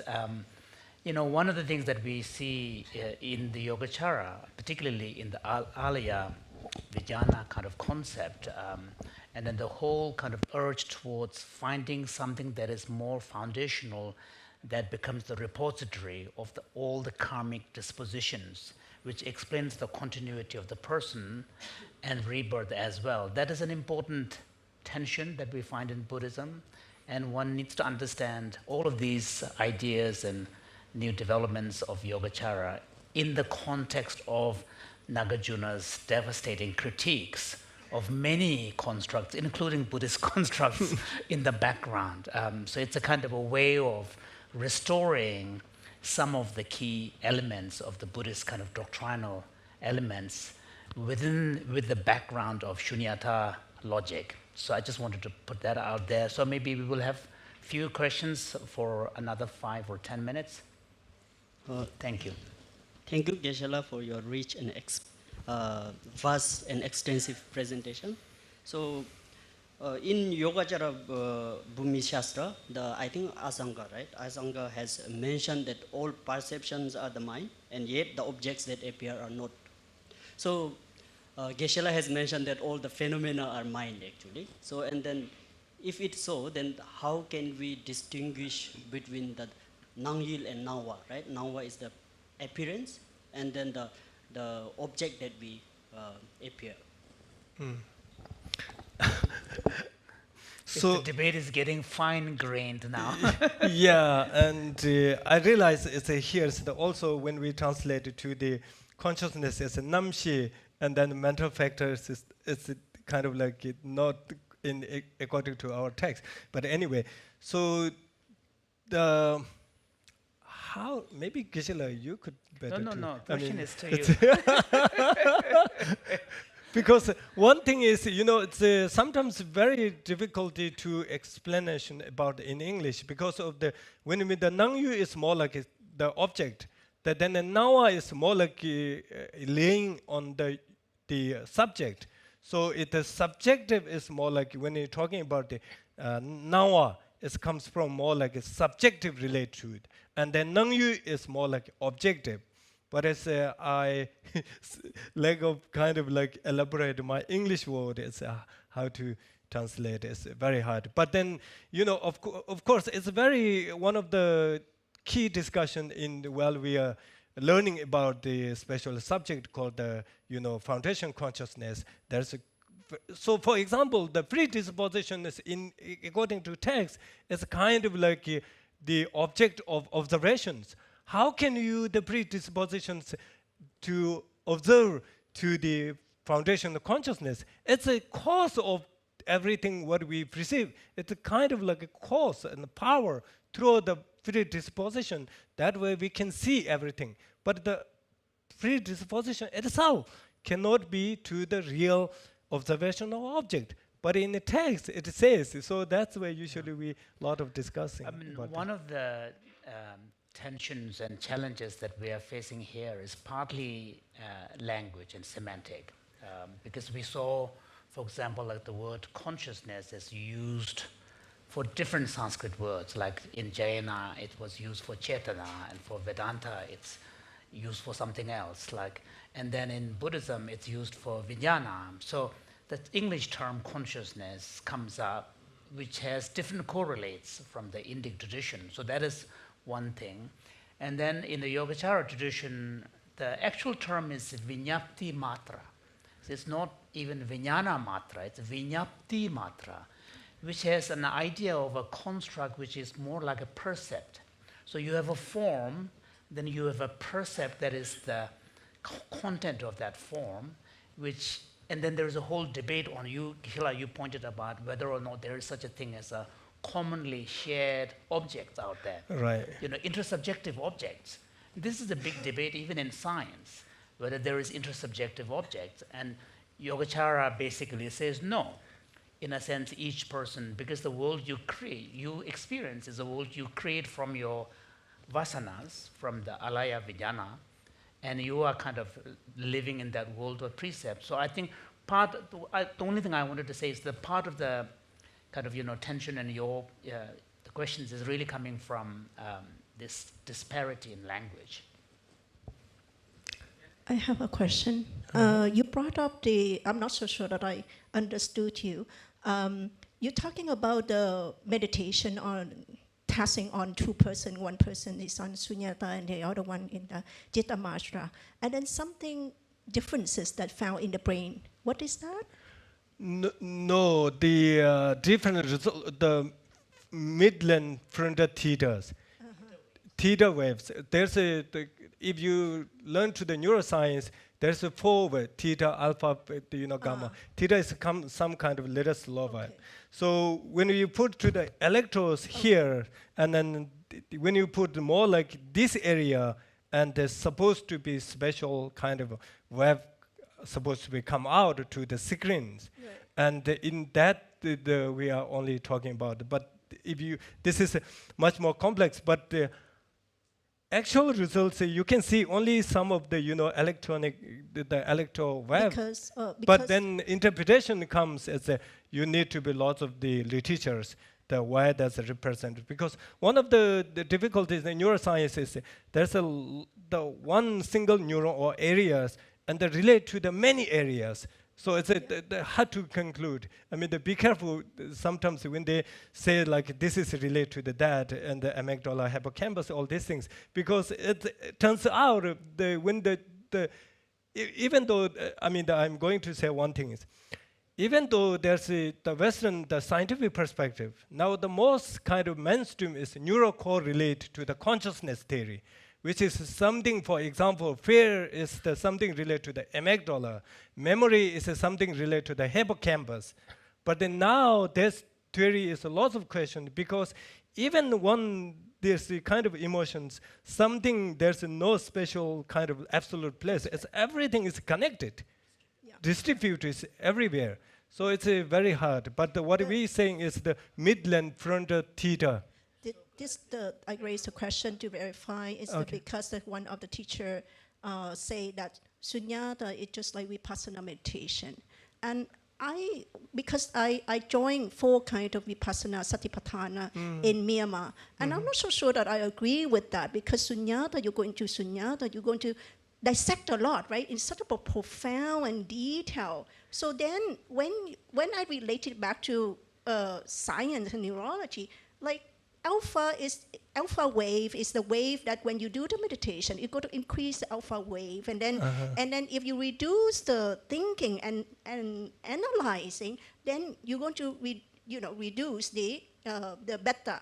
But the more you think, the beta wave going to more active. Right. So sunyata, to me, you have to dissect and then analyze a lot. How could that be sunyata when you look at the brain?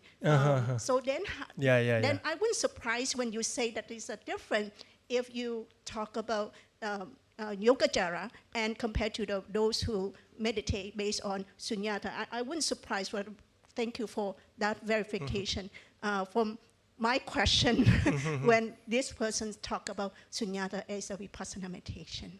Okay, yeah. So, I think this has been wonderfully rich, and then Geshe-la's presentation was unique in the fact that there were 2 science slides, so that made it very different. One thing in relation to this, scientific aspects of these is that there is definitely an ongoing conversations between, kind of contemplative scholars drawing on Indic tradition, particularly Buddhism, and scientists, neuroscientists and clinical scientists in particular. One thing that is important on our part, from those from the Buddhist tradition and the Indic tradition, it is important to make a distinction between 2 things. One is correlations that are being found. So when you do certain practices, what do you see on the brain?